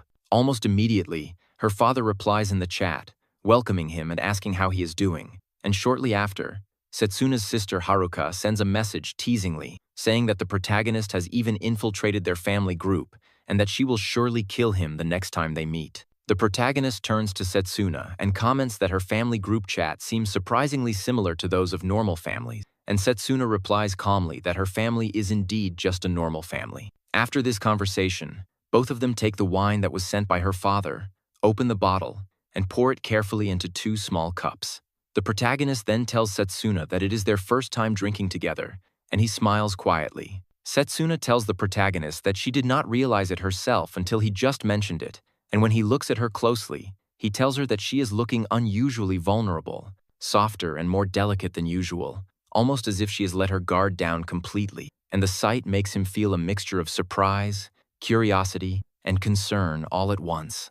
As he observes her, he notices that she is drinking her wine very quickly, far faster than anyone would normally drink, and he immediately asks her if she is all right, his voice gentle and filled with care, because he worries that perhaps she might be pushing herself too much, or that the alcohol might affect her in some way. Setsuna looks back at him calmly and reassures him that she is completely fine, explaining that she had intended to drink it fast from the beginning. But the protagonist still asks again if she is feeling unwell anywhere, thinking carefully about her comfort and health. As he watches her, he recalls that Setsuna always becomes bolder and more daring whenever she is drunk, remembering clearly that just a few days ago she had done something unusual in a similar state, and this memory makes him both anxious and curious about what she might do this time. Setsuna then looks directly at him, her eyes soft but confident, and says that she wants to try something unusual again. And as she says this, she moves slowly and deliberately, crawling gently onto his lap while keeping her movements careful and measured. She leans in closer, and with a soft, slow motion, she places a tender kiss on his lips, lingering just enough to make the moment intimate and full of emotion. After the kiss, she looks at him and asks quietly if he liked it, and the protagonist, feeling completely embraced by the warmth and closeness of the moment, feels a rush of affection and comfort and smiles at her, unable to hide the mixture of happiness and amazement that fills him. Setsuna then reminds him lightly that it is not actually their first kiss, since they had shared one during their wedding, and the protagonist reflects on this, saying that he can now finally understand how one can obstruct a target by taking them by surprise, and he realizes with a mixture of admiration and surprise that this time it was Setsuna who had completely taken him off guard, leaving him both amazed and deeply touched by the boldness and thoughtfulness of her actions. After drinking the wine, both Setsuna and the protagonist fall asleep immediately, their bodies relaxing completely from the long day and the effects of the alcohol, and they remain asleep through the night without any disturbances. The next morning, when the protagonist slowly wakes up and opens his eyes, he notices that Setsuna is not lying beside him, and for a moment he feels a little confused and wonders where she could have gone. Just then, Setsuna appears from the kitchen, walking quietly toward him, and she gently tries to wake him up, calling his name softly. The protagonist sits up slightly, and noticing her concerned expression, asks if something is wrong or if anything happened. Setsuna explains that since it is her day off, she decided to wake up early to make breakfast for both of them, wanting to prepare a proper meal so that they could start the day together. The protagonist, feeling both grateful and touched by her thoughtfulness, tells her that it was very considerate of her, and thanks her sincerely for doing so. After a brief pause, Setsuna seems to think for a moment and then asks the protagonist how she managed to wake up so early, considering that she has always had trouble waking up in the morning and usually struggles to get out of bed on time. The protagonist listens carefully, and Setsuna explains that it was not actually that difficult for her because she simply stayed awake the whole night, adding with a small smile that all killers tend to be night owls by nature, so staying up all night is nothing unusual for her and does not tire her as it might others. The protagonist tells Setsuna that she should never stay awake the whole night because it is not good for her health, and he worries that pushing herself like that could tire her out or affect her body in ways she might not notice. After they finish eating the breakfast that Setsuna has prepared, the protagonist tells her that the food was incredibly delicious and that her dishes are always the best, adding that every meal she makes seems to be made with care and thoughtfulness, which makes him feel grateful and happy. Setsuna then tells him that she has also prepared a lunchbox for him since she has some free time and wanted to make sure he has something to enjoy later in the day. The protagonist thanks her warmly and carefully opens the lunchbox, and when he looks inside, he finds a heart-shaped sweet placed right in the center of the rice, which immediately makes him smile. He looks up at Setsuna with curiosity and asks her if she made it herself, and she responds playfully by asking him if it looks ugly, as if she is teasing him a little. The protagonist reassures her immediately that it is very cute, and he feels touched by her thoughtfulness and the small gesture of love put into the lunchbox. After this, he begins getting ready to go to his office, putting on his clothes and gathering the things he needs for the day, and Setsuna stops him for a moment to ask if he is not forgetting anything important. He replies confidently that he is not, but at the same time, he takes a moment to recall everything carefully, making sure he has his commuter pass, the key to his room, and, most importantly, the precious lunchbox that Setsuna made for him, which he carefully places in his bag. Setsuna brings a knife from the kitchen and tells the protagonist that he is forgetting something very important for his self-defense, and she hands it to him carefully. The protagonist accepts it happily, feeling pleased and a little proud that such a gift is being given to him by his wife, and he thanks her quietly in his mind as he places it safely in his bag. He then tells her that he needs to leave now and takes a step toward the door, ready to go to his office, but just as he reaches for the handle, Setsuna suddenly closes the door gently behind him and asks him to wait, her voice soft but firm. She slowly walks toward him, moving with a calm and deliberate grace, and the protagonist looks at her and says that it is very early in the morning, trying to sound casual but feeling a little flustered by her sudden closeness. Setsuna looks into his eyes directly and tells him not to say such embarrassing things, her expression serious but with a hint of playfulness. Her small hands then reach up toward his tie and slowly begin to adjust it, tightening it carefully as she tells him that he should tighten his tie because it looks much better that way. The protagonist feels a strange mix of relaxation and excitement as she works on his tie and admits to her quietly that he got a little too excited just now. Setsuna smiles softly and tells him that she does not often get chances to look at him when he is leaving for the office, and that this moment feels new and special to her, creating a sensation she has not experienced before. Before leaving, the protagonist suddenly recalls something he had wanted to say, and he turns to Setsuna, telling her that he has one small wish and hopes she could give him some encouraging words before he leaves for the office, something to cheer him up for the day ahead. Setsuna thinks for a moment, pausing as she considers what to say, then looks at him with her sharp, deadly eyes and tells him simply to have better luck next time. The protagonist, hearing her words, comments that those are the kinds of words meant for people who are going to die, and she asks him if he means normal encouraging words, adding that those kinds of phrases feel a little embarrassing to her. He tells her that she is a killer, and as a fellow killer she should never shy away from any request, no matter how small or personal, and Setsuna looks at him thoughtfully, saying that it seems he understands her line of work quite well. She coughs lightly to clear her throat, and at that exact moment, her neighbor comes out of her room, glances at the two of them, and accidentally utters something along the lines of, Blame it on your bad luck that you have to part ways here, which makes the protagonist smile and tells Setsuna that she should try again. Setsuna says that she does not really mind trying again, but reminds him that he is going to be late if he does not leave soon. The protagonist looks at the time, realizes that he is already late, and tells her that he needs to run to the office now, promising that he will see her again after work, feeling a little disappointed that in the end, he could not hear the encouraging words he had wanted from her. Just as he starts to leave, he suddenly notices Setsuna's hand waving at him, and she calls out warmly, "Have a nice day, darling," which makes him feel a surge of excitement and happiness.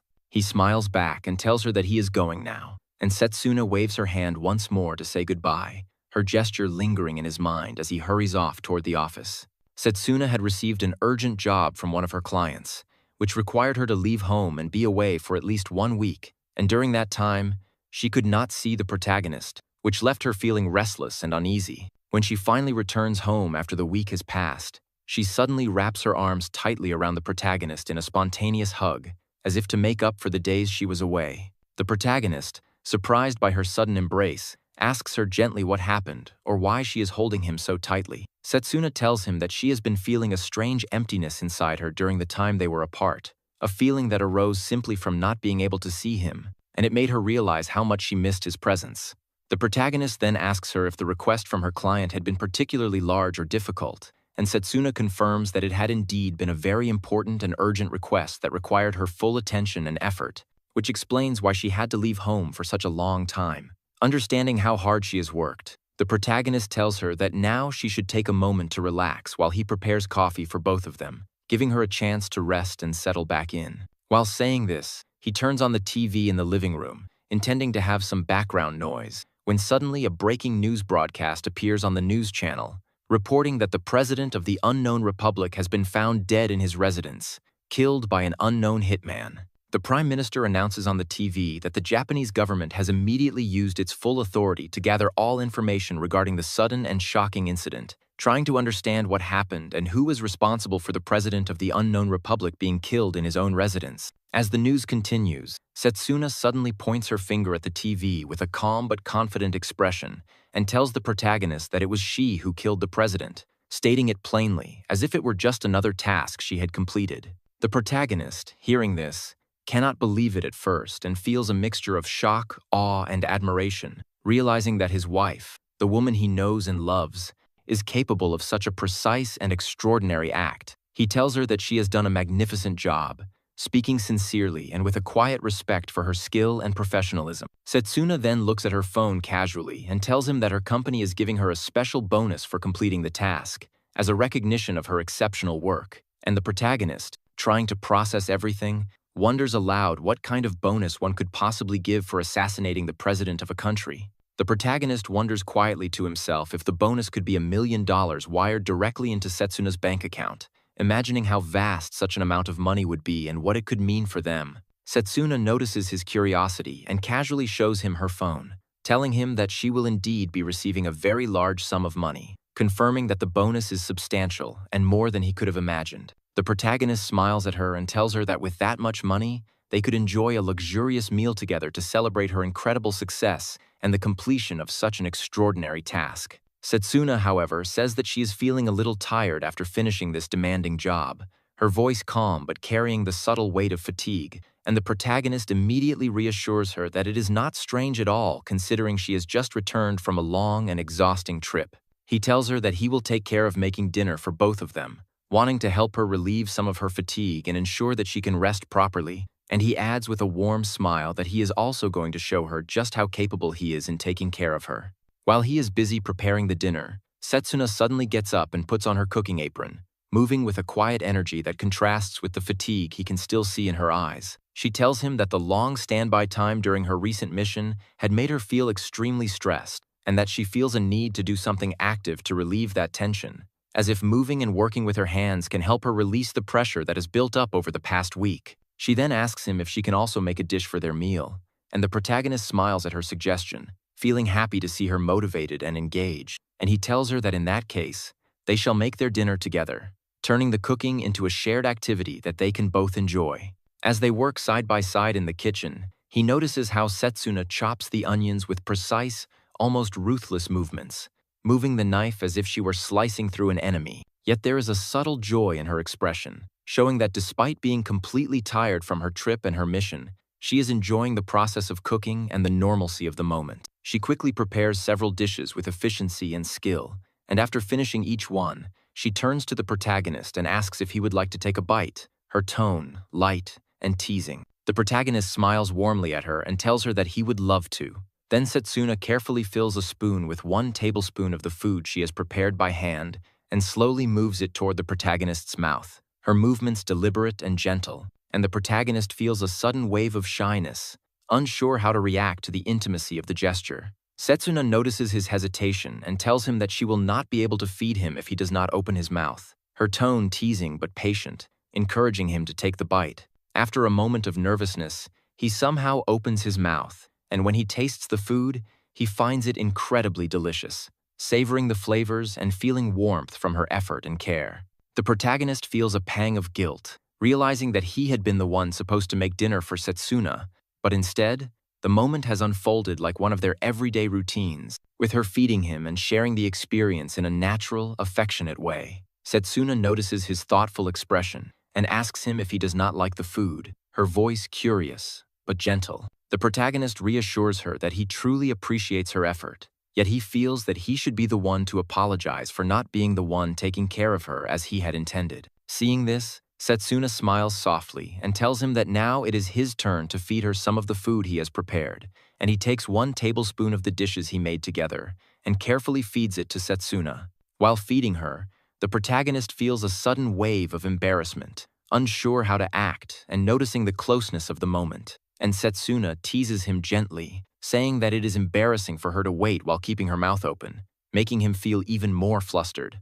Despite this, he continues and feeds her the food he has prepared, watching her reaction closely, feeling a quiet excitement and happiness in seeing her take a bite of his cooking. Setsuna does not show an exaggerated reaction, but she leans slightly closer and whispers softly that the food is delicious, and the protagonist feels a warm satisfaction and pride at her words. He tells her that he feels really happy to be able to feed her, and also to be fed by her, enjoying the simple intimacy of the moment and the closeness they share. Setsuna looks at him and tells him that it is a coincidence because she is feeling exactly the same way, and the protagonist smiles, adding that it is truly wonderful that they are married and can share these small, meaningful moments together. Setsuna then reassures him gently that she would not have married him if their marriage were not a happy one, making the protagonist feel a deep sense of warmth and appreciation for the bond they share and the comfort of being together. The next day, a woman comes to their door and rings the bell, and the protagonist opens it,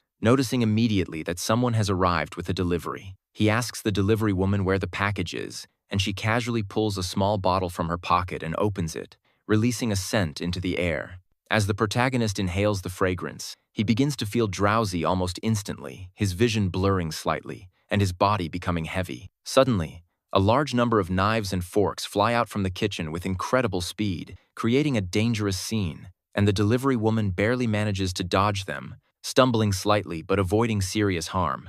Setsuna, her expression cold and sharp, steps forward and addresses the woman by name, calling her Maru, and asks firmly what is going on and why she has caused such a commotion.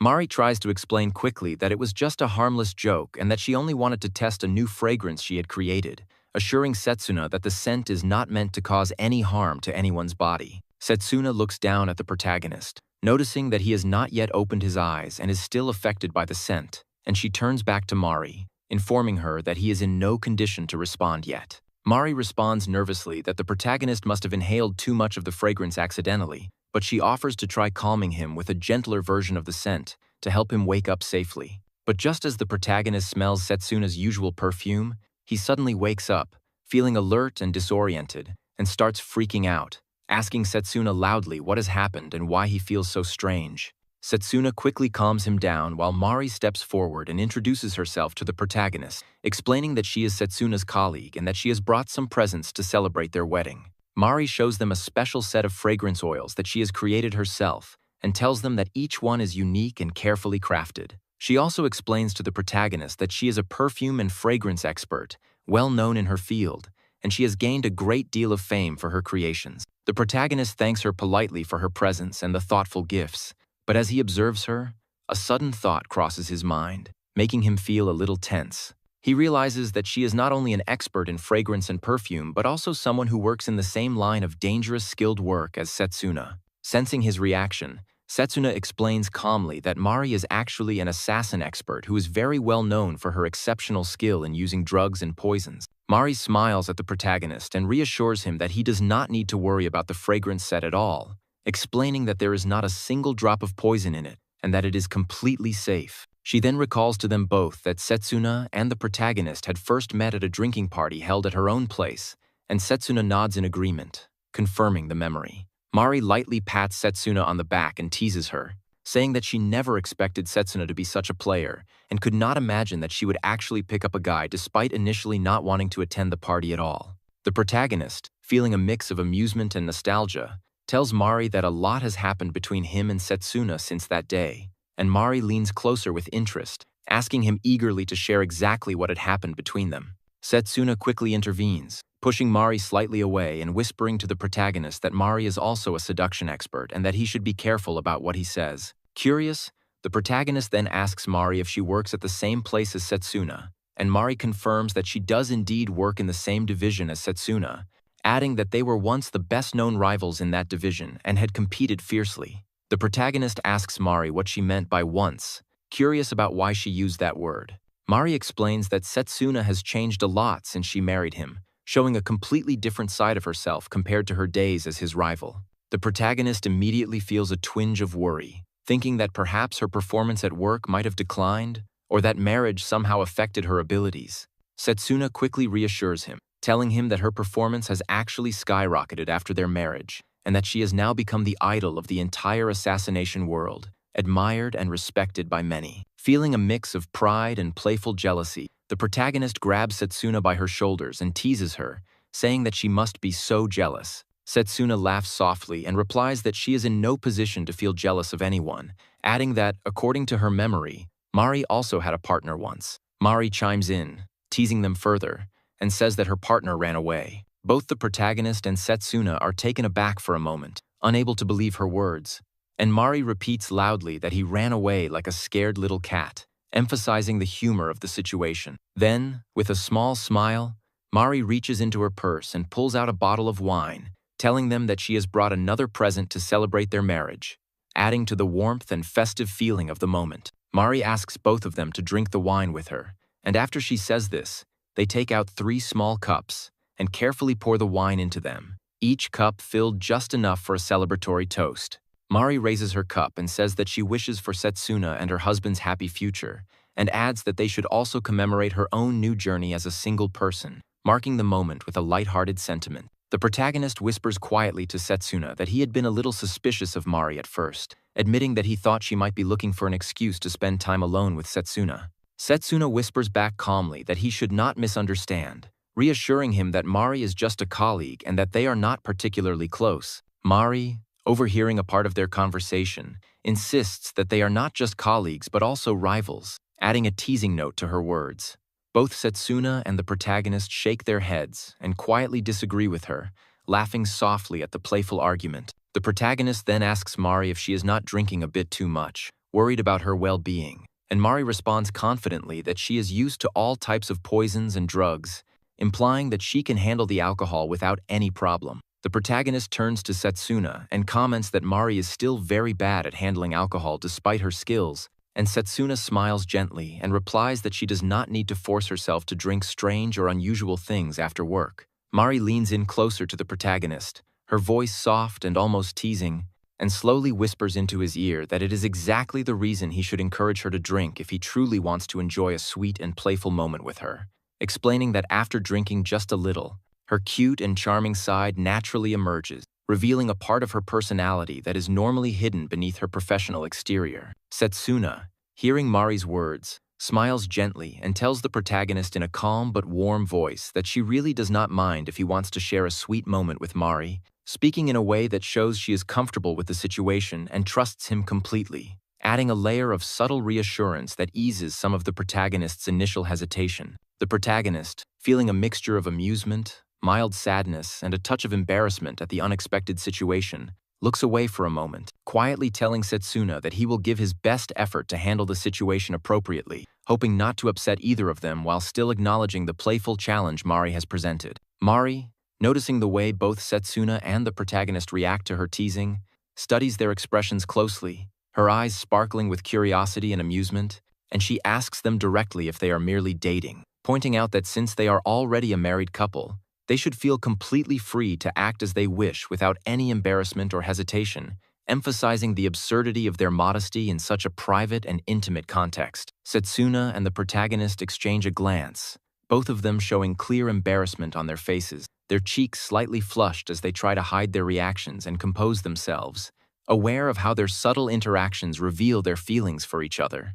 Mari watches them with delight and affection, thinking that the two of them are incredibly cute together, and with genuine excitement in her voice, she asks if they are planning on starting a love drama.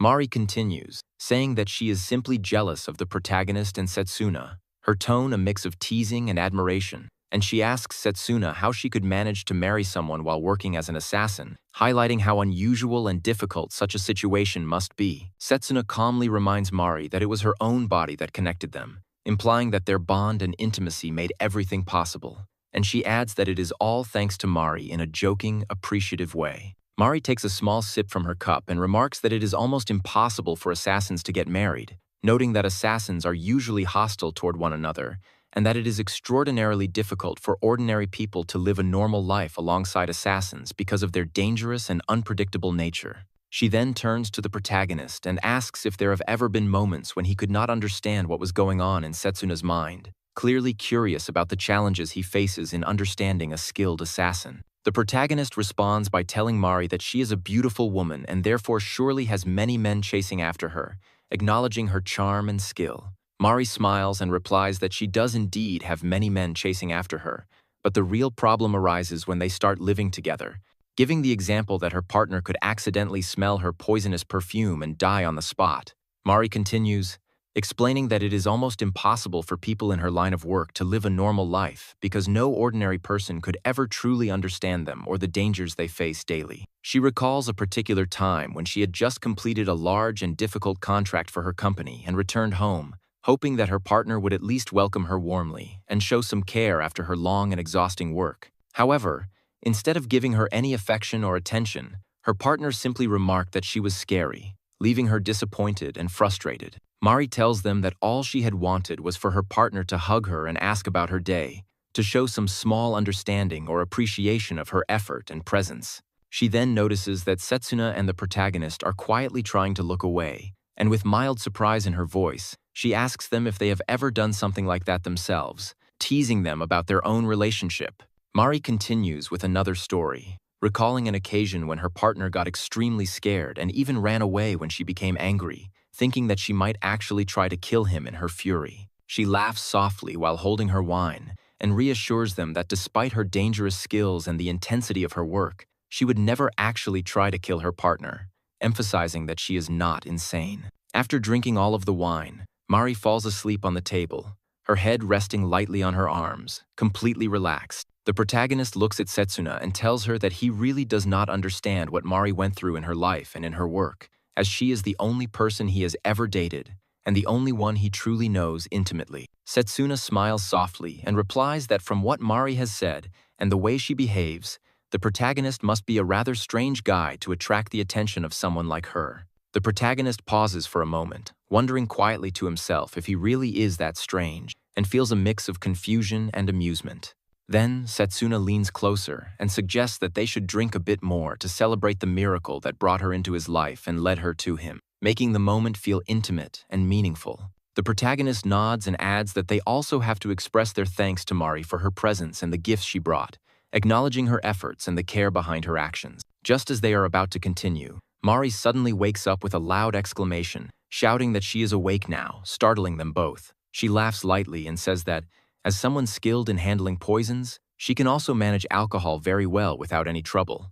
Mari then turns to Setsuna and confidently declares that she will definitely find her perfect match and is not going to lose to Setsuna, speaking with playful determination. Without warning, she suddenly steps close to the protagonist and slowly whispers into his ear that he is always welcome to her if things do not go well with Setsuna, her tone teasing yet provocative. Hearing this, Setsuna's expression instantly darkens with fury, and she swiftly draws her knives, her movements precise and intimidating. Mari, realizing the danger, yells and runs away as fast as she can, fleeing like hell, while the protagonist and Setsuna watch her dash off, a mix of tension, amusement, and relief filling the room. The protagonist stands beneath a tall coconut tree on the beach, feeling the warm grains of sand under his feet and hearing the gentle crashing of the waves nearby, while the soft sea breeze brushes against his skin and tousles his hair, and he quietly reflects that he has been waiting for this day for so long, thinking about the time he has imagined this moment and the anticipation that has built up over it. Suddenly,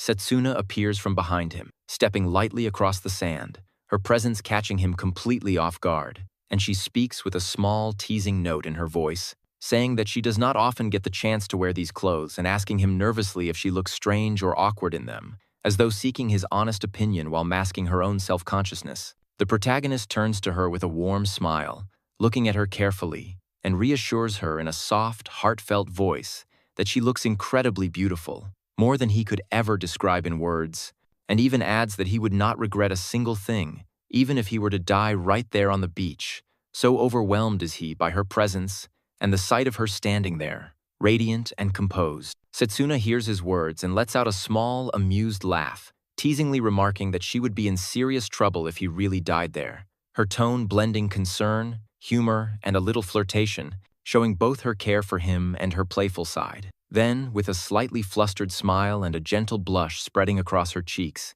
she adds that he also looks really cool and attractive that day, and seeing him standing confidently in that moment is enough to make her heart race uncontrollably. The protagonist thanks Setsuna softly for her compliment, feeling a slight warmth in his chest and a little embarrassed at her words, as her praise makes him feel self-conscious but happy at the same time. Suddenly, they hear a voice from behind them, and Setsuna's younger sister, Haruka, appears, stepping lightly on the sand and asking them what they are doing out in the open in broad daylight, her tone a mix of curiosity and mock scolding. The protagonist recalls that this beach date had been set up by Haruka a few days ago after she had managed to get some free tickets to the pool, and he asks her gently if she is truly okay with them going on a date together like this.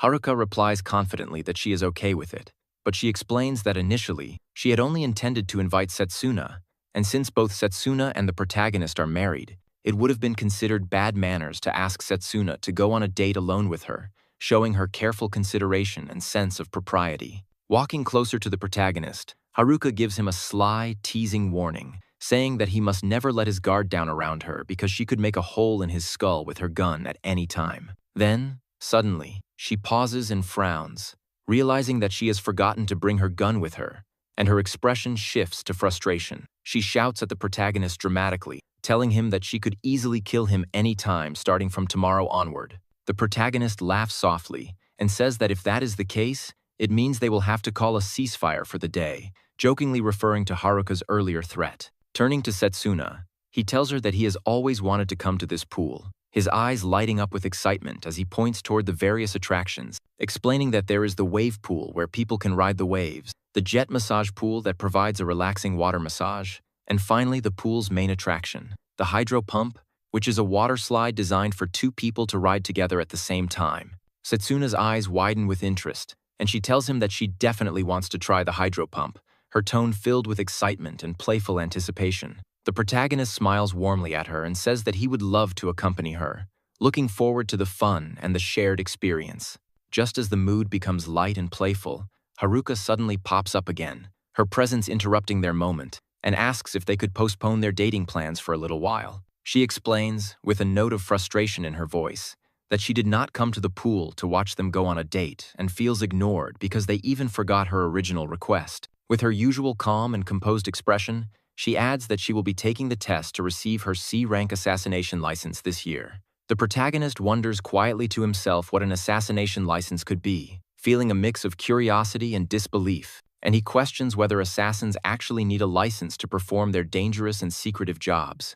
Setsuna explains patiently that it is not exactly a license in the traditional sense, but rather a practical qualification that gives assassins an advantage when applying for certain jobs, emphasizing that it is more about proving skill and competence than following formal regulations. The protagonist cannot believe that the world of assassins operates with such practicality, feeling surprised that even in such a dangerous and secretive profession, structured qualifications exist to measure capability. Haruka adds that only 1% of all assassins ever achieve the S-rank license, and she points out proudly that Setsuna is one of that elite few, making the protagonist feel an overwhelming sense of admiration and pride in hearing that his wife holds such a prestigious rank. Haruka continues, explaining that the C-rank license she is aiming for is not considered extremely difficult, but it still requires effort and skill because it tests both the candidates' technical strengths and their knowledge of assassination technique, making clear that even the lower ranks demand dedication, precision,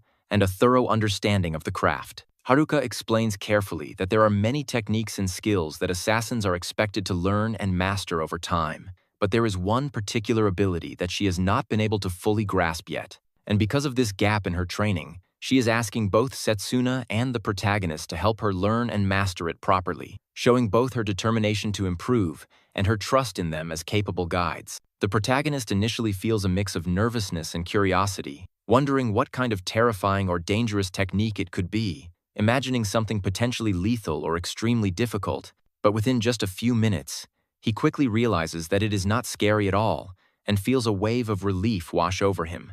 Haruka's technique is surprisingly simple compared to what he expected. She just needs to learn how to swim properly, and she has turned to Setsuna and him for guidance, relying on their help to gain confidence in the water. As the lesson begins, the protagonist positions himself close to her in the shallow water, gently encouraging her to keep moving her legs faster and maintain balance, reminding her that she should not be afraid because Setsuna is right there beside her, ready to support and guide her through each motion. He patiently demonstrates and corrects her movements while cheering her on, making sure she feels safe and confident, while Setsuna mirrors his instructions and reassures Haruka, holding her steady whenever she loses balance or hesitates, turning the whole experience into a careful, collaborative effort that strengthens their bond and makes Haruka feel both challenged and supported at the same time. The protagonist smiles and tells Haruka that she could have just said from the beginning that she wanted to learn how to swim, making the process much simpler, and she immediately feels embarrassed, covering her face slightly and telling him not to say it out loud because she feels ashamed for not knowing something so basic. Curious, he turns to Setsuna and asks why someone who is an assassin would need to learn swimming just to pass a test, genuinely puzzled by the connection between assassination skills and swimming. Setsuna explains patiently that sometimes a target may be located in the middle of the sea or surrounded by water, so it is crucial for assassins to have mobility skills that allow them to approach a target quietly, perform their mission, and then retreat safely, emphasizing that swimming can be just as important as any other combat skill in extreme situations. She adds that, if she remembers correctly, during her own test, she had to escape by swimming through a storm from an inhabited island, a dangerous and challenging scenario that tested both her skill and endurance. The protagonist listens carefully, his eyes widening in disbelief as he realizes that the exam for assassins is far harsher than he could have imagined, feeling both amazed at the level of difficulty and respect for the skill required to survive and succeed in such extreme conditions. The protagonist looks at Setsuna with concern and asks if it might be too harsh for Haruka to handle, feeling worried about the difficulty of the task. Setsuna explains calmly that since Haruka is aiming for the C-rank exam, she is expected to swim at least 15 kilometers, emphasizing that it is a necessary challenge to develop endurance and skill. Turning to Haruka, the protagonist encourages her by saying that it is always better to learn by observing the masters, and he suggests that they should ask Setsuna to demonstrate her swimming techniques so that Haruka can see proper form and execution. He adds, with a mixture of admiration and curiosity, that he has always wanted to see Setsuna swim. Setsuna smiles softly at him and replies that she will demonstrate her swimming technique just for him, her tone gentle yet confident. Without wasting any time, she dives gracefully into the water and begins swimming with fluid, powerful strokes, her movements precise and effortless, drawing the attention of everyone else nearby. The other spectators start talking about her, complimenting her skill and praising her form, clearly impressed by her mastery in the water. The protagonist, however, starts to feel a surge of insecurity as he notices so many other men watching his wife with admiration, his mind torn between pride in her talent and a protective, slightly jealous instinct. Setsuna swims back to him with a calm and graceful stroke, and as she reaches him, she asks gently what is the matter, noticing his tense expression. The protagonist admits that he is really happy to see her swim so skillfully, but he feels uneasy and jealous when so many others are looking at her, unable to hide the protective concern in his voice. Setsuna smiles softly, then suddenly hugs his biceps from the side, telling him that they can easily solve that problem with this, using her playful gesture to reassure him and calm his jealousy. Meanwhile, the other spectators nearby look at the three of them, Haruka, Setsuna, and the protagonist, and mistakenly assume that they are a family, commenting aloud and even referring to Haruka as a child. Haruka immediately becomes angry, turning toward them and asking sharply who they are calling a child, her voice filled with indignation. The protagonist realizes that the situation is more complicated than he expected. While Haruka's swimming posture is mostly correct, and it is clear that she is not afraid of the water, her movements, though technically right, sometimes become too stiff and tense, making it difficult for her to move fluidly, which is the real challenge they need to help her overcome. The protagonist asks Setsuna to wait at the destination for a little while, explaining that he might have figured out why Haruka seems so nervous while swimming. Haruka, intrigued, asks him to explain, and he begins carefully, admitting that he sometimes feels nervous too because Setsuna is so exceptional in everything she does, from her work to her skills in daily life, and he often worries whether his own actions are helpful or if they are simply getting in her way. He says that there are times when he doubts himself and thinks that he must try even harder to catch up to her abilities and match her level, feeling a mix of admiration, respect, and self-consciousness. Haruka listens calmly and tells him that she never thinks in such a way, implying that overthinking only makes things harder and that he should not be too hard on himself. The protagonist continues, saying that Setsuna herself does not focus on these doubts either, and that is simply how she is. She loves him even when he feels inadequate or unable to measure up to her extraordinary abilities, and she never expects him to be perfect. Haruka smiles gently and assures him that she already knows all of this about Setsuna, having lived with her closely for the past 15 years and fully understanding her personality, strengths, and quirks. Hearing this, the protagonist feels a mix of embarrassment and relief, realizing that his worries were unnecessary, and he apologizes sincerely to Haruka for saying such overthought and useless things, acknowledging that she already has a clear understanding. After this, Haruka steps into the water and begins swimming, and something completely unexpected happens. She suddenly starts moving, with remarkable speed and grace, her strokes strong and steady. In the blink of an eye, she reaches Setsuna, beaming with joy, and exclaims happily that she can finally swim properly now, her excitement evident in her bright smile and energetic movements. Setsuna compliments her warmly, telling her that she is also very good at swimming and praising her progress, which makes Haruka even happier. The protagonist, watching both of them, remarks that they are incredibly lucky to have accomplished this before the pool closes, feeling relieved and proud. Setsuna responds modestly, saying that it was only possible because he is such a good teacher and a patient guide. Feeling completely exhausted from the effort and excitement, Haruka settles into one of the chairs by the poolside, announcing that she is very tired and will relax there until it is time to go home, leaving Setsuna and the protagonist free to spend their remaining time however they like. The protagonist, still amazed, asks Setsuna what suddenly caused Haruka to improve so dramatically, and Setsuna simply smiles, noting that everything unfolded exactly as they had hoped and planned, making the moment feel perfect and satisfying for both of them. Haruka, feeling exhausted from swimming, pushes them gently toward the hydropump ride and tells them that she wants to rest for a while, leaving them free to enjoy the attraction. The protagonist, looking at Haruka, comments that she is really a cute girl, and Setsuna smiles, replying that she is her sister after all. Both of them make their way to the top of the ride, enjoying the view from above and feeling a mix of excitement and anticipation. At the top, Setsuna asks the protagonist if he is okay with going down the ride, and he suggests that they could observe the couples just ahead of them to see how it works. But as the couple before them slides down swiftly, he starts feeling a little scared, a sudden nervousness bubbling inside him. They take their seats on the ride, and Setsuna chooses to sit on the protagonist's lap, holding on to him gently. The protagonist notices her posture and quietly tells her that it might be a little uncomfortable, and if she does not like it, they could just skip the ride. Setsuna looks into his eyes with a soft smile and says that she hopes he will stay with her until the ride ends, making him feel both warmth and responsibility. He gently holds her belly from behind, reassuring her, and the ride begins, carrying them down with increasing speed. As they slide into the water at the bottom, the protagonist instinctively apologizes to Setsuna for not letting her go. Setsuna looks at him quietly and tells him that she does not really mind what just happened, her expression calm and reassuring, making him feel a sense of relief and comfort. As the day slowly comes to an end, it is time for all three of them to head back home, the sky tinged with the soft colors of evening. The protagonist turns to Haruka and thanks her sincerely, acknowledging that it was her who had arranged the tickets and made the day possible, and expressing his gratitude for her thoughtful effort. Haruka waves her hand lightly and replies that he does not need to thank her at all, explaining that it had been her own selfish request to enjoy the pool and the day, and so it should really be her who feels thankful to them for participating and making it a memorable experience, her tone both playful and sincere. The next day, the heat is so intense that the protagonist is sweating profusely, feeling the sticky discomfort of the hot air pressing down on him, and at the same time, their air conditioner suddenly breaks down, making the room even more unbearable.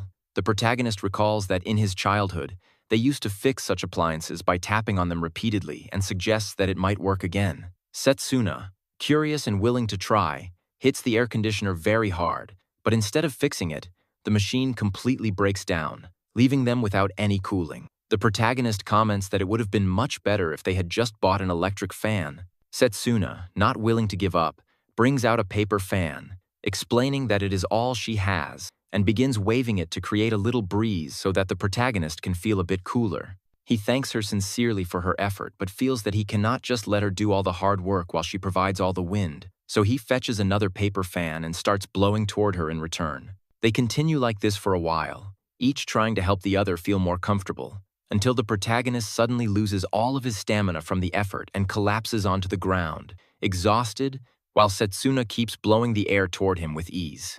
Curious, he asks her why she does not seem to be sweating at all, and Setsuna explains calmly that in their family, they have cold blood running through their veins, which makes them naturally resistant to heat. Setsuna then adds that she was just joking, and he should know this the best since he is sleeping with her every day. After this, she removes her jacket from her body and wraps it around him. The protagonist says that her jacket feels as light as a feather, and at the same time it's so cool as if there's a cool breeze inside. Then he asks her why there are cooling accessories attached to her jacket. Setsuna replies that it's specially made for her. Then she also wears the protagonist's jacket and says that since he tried her jacket, so she will also try his. The protagonist comes near her and tells her that for some reason he feels nervous while exchanging jackets with each other. The night comes and the temperature goes down. Both of them stand in the balcony. The protagonist tells her that the scenery from the balcony is really beautiful. Setsuna replies that she likes it since it gives her a wider angle for security purposes. Then her eyes fall on an ad. She wonders if it is a supermarket offering special sales for fresh ingredients. Meanwhile, our photogenist cannot see anything. Setsuna also adds that she can read that the meats will be on the discount for the next week. The protagonist tells her that her night vision is so useful. Setsuna says that as long as he stays in his field of vision from their balcony, no one will be able to touch his hair. The protagonist concludes that he is protected by someone who has SAR vision. Setsuna suddenly grabs the protagonist's head and ducks him down. She says that she has found her, but she has already entered a close enough distance to notice them. The protagonist asks her if she is talking about an assassin. Setsuna adds that it is not an assassin but their neighbor, and right now she is waving their hand at them. The protagonist tells her that she has already noticed them by looking at her. The protagonist suddenly feels a rise in temperature in the balcony. He tells Setsuna that the balcony becomes scorching hot again once the wind stops. Setsuna asks him if he wants to eat something cool. She also asked him if he would like to eat some shaved ice cream. The protagonist asked her how can she get one as she does not have one such machine. She tells him that she can shave one ice with just a knife. The protagonist tells her that it's the first time he has ever seen such exquisite ice shaving skills. Setsuna tells him that anyone can do this as long as they have a knife. The protagonist tries the ice cream and says that it is so well shaved that it tastes like normal ice cream. Setsuna says that it looks like she succeeded in adjusting the knife's strength and softness. She pulls out a jar and tells him that the great shaved ice like this would be best if we add some syrup to it. The protagonist asks her why the packaging seems so dangerous. Setsuna explains him that this red and thick liquid that is the strawberry syrup. It is homemade syrup, which she added some strawberries to this mysterious liquid made by her colleague. He takes the first bite after adding the syrup and tells her that it feels so much amazing. Then the protagonist notices that there are so many insects around them. He says that the insect season has come and he forgot to close the curtain. Setsuna gets up and tells him to let her handle it.